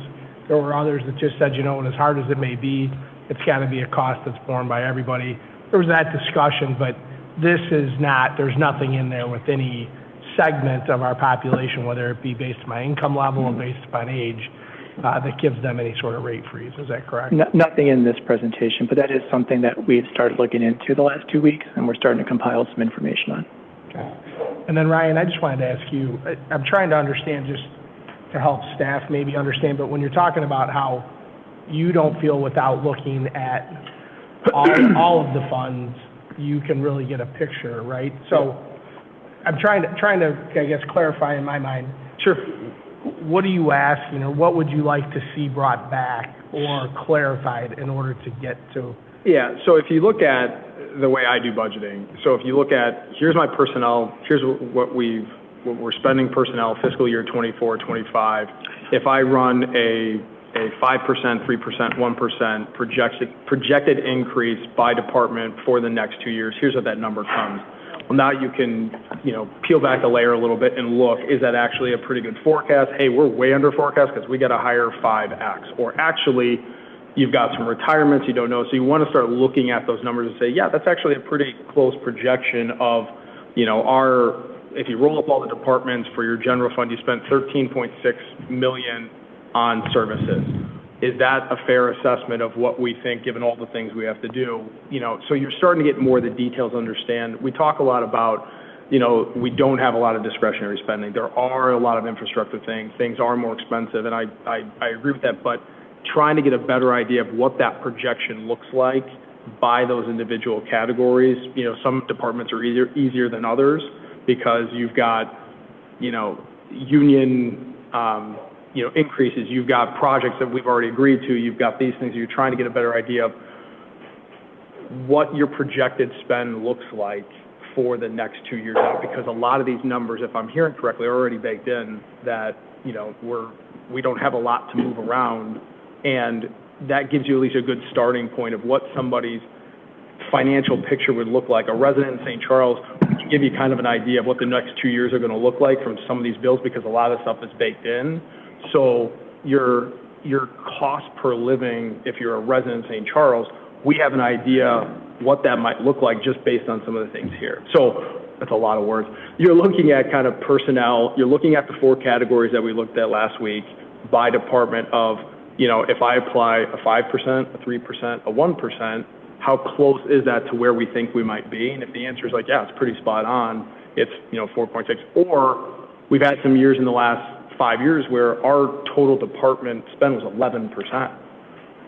Those are big numbers. So if 135 is pretty close, or is it higher for some of these? I think that, at least for me, helps paint this larger picture tied in with your water fund as to just exactly what we're looking at here for the next 2 years. We'd also have to look at the revenue increases over those years as well as the cost of living for residents. Like that, to really provide that complete context, we'd need both sides of the equation for the next 2 years, right? Yes, I would argue that if you can control your expenses, even as you say revenue, I'll say funding, as your funding increases, that gap is how you pay for your aging city. So the ability to look at that to say, hey, how do I know that you've got more money coming in because people are eating at your restaurants or inflation, but that ability to capture that middle number, that's what they do in the TIF district, being able to capture that, that's your sidewalk replacement, that's your lead pipe or chunks of that, where if you have your expenses for these departments going up, which we know things go up, but trying to look and see what that number, at least projected out, looks like. And we're assuming, you know, you're assuming your financial forecasts on the, you know, on the funding side are going to stay. But, you know, if things start to slow, if you don't know, if things come down. So just have an idea of what your expenses, because that's what you can control in theory, or you have a better idea that you can project out. I'm kind of assuming that's why this only goes to 2030, because we're going to have to reassess, right? All of these variables will be changing, and we'll need to reassess these plans, correct?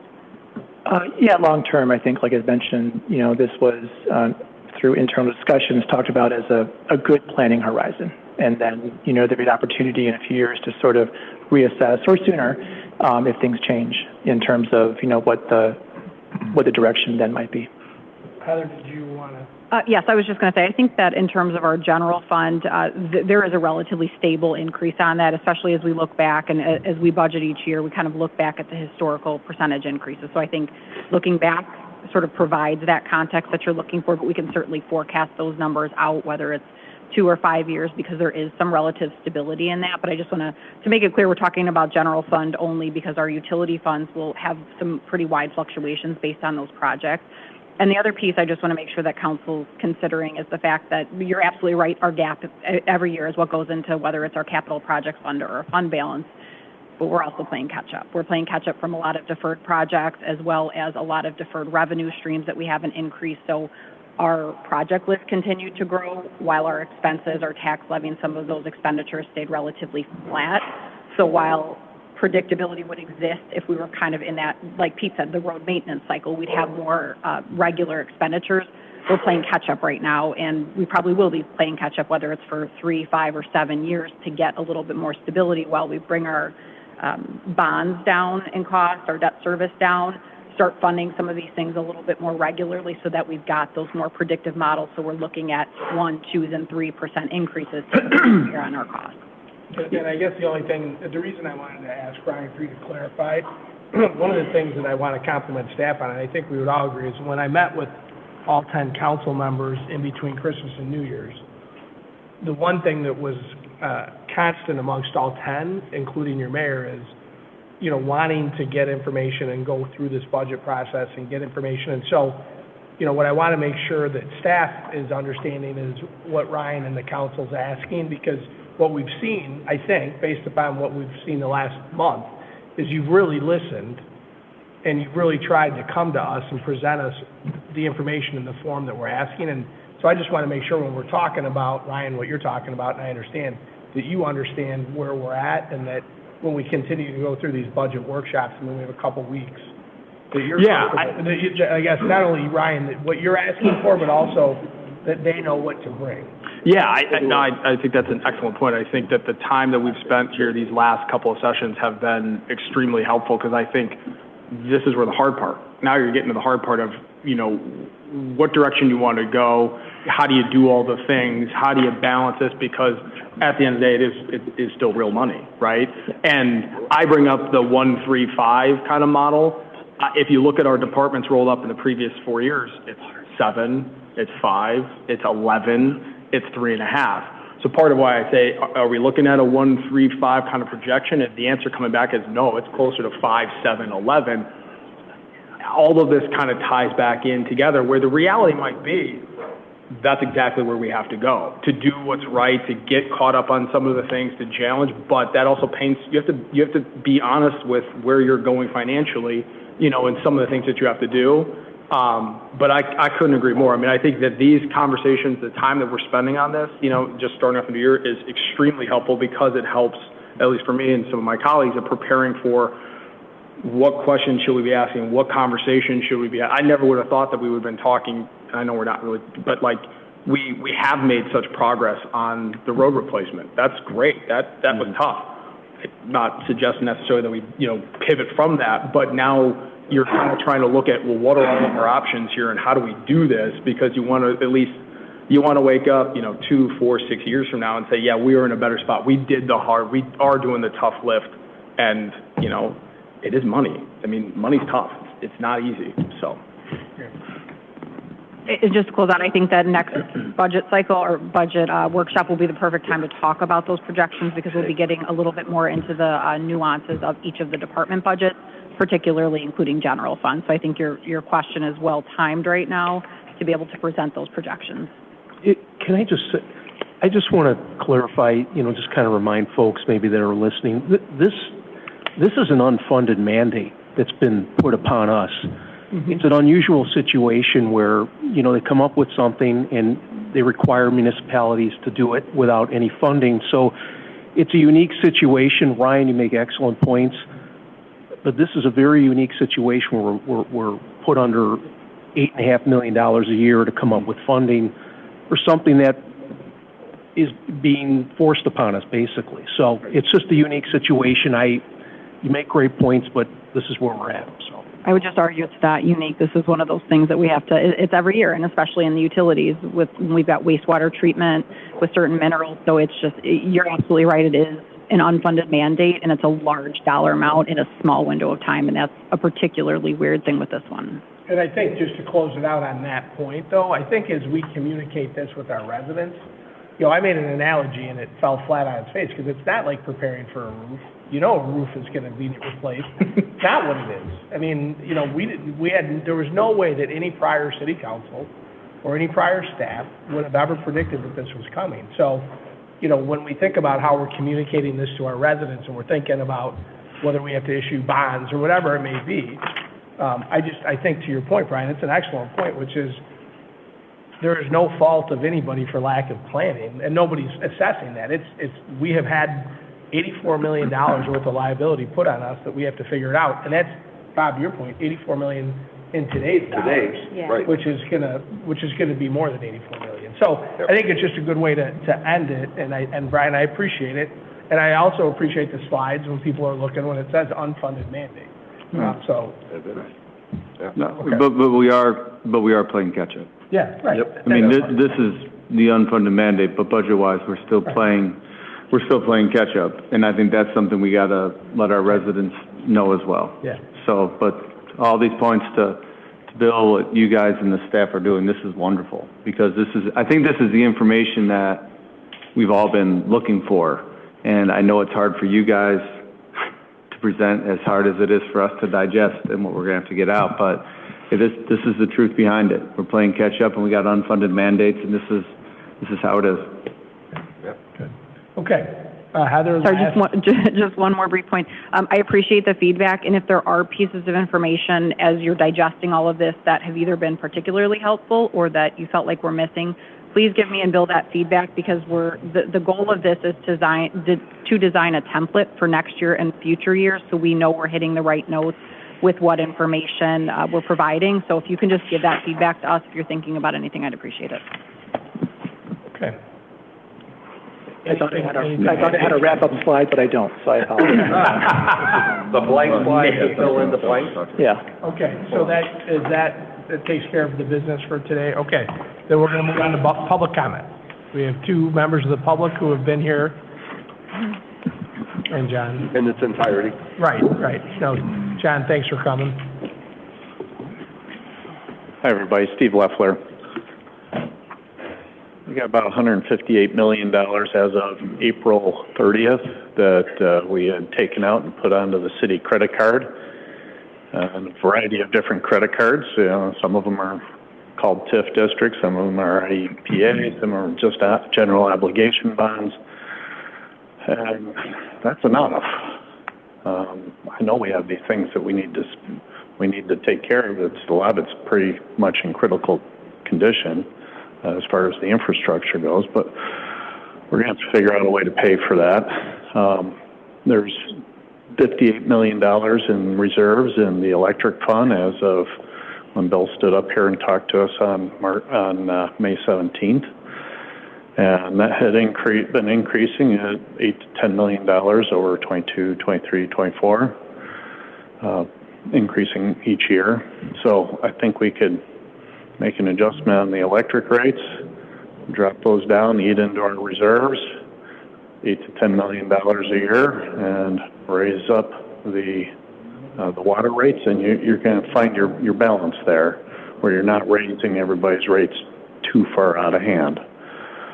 I also own a 3-flat in Batavia, in addition to living here, and talked to the folks over in Batavia about how they're doing funding their lead line replacements. They've done 850 lead line replacements in the first 2 years, and they're on track to get things done.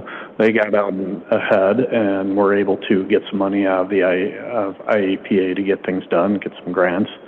But they've also put a capital expenditure charge on the bottom of everybody's bills for their water, and maybe we could raise the water rates, but I think there needs to be a CapEx charge on their bills also, just to help get it done. Thank you for your time. Thank you, Steve. Okay, any other public comment?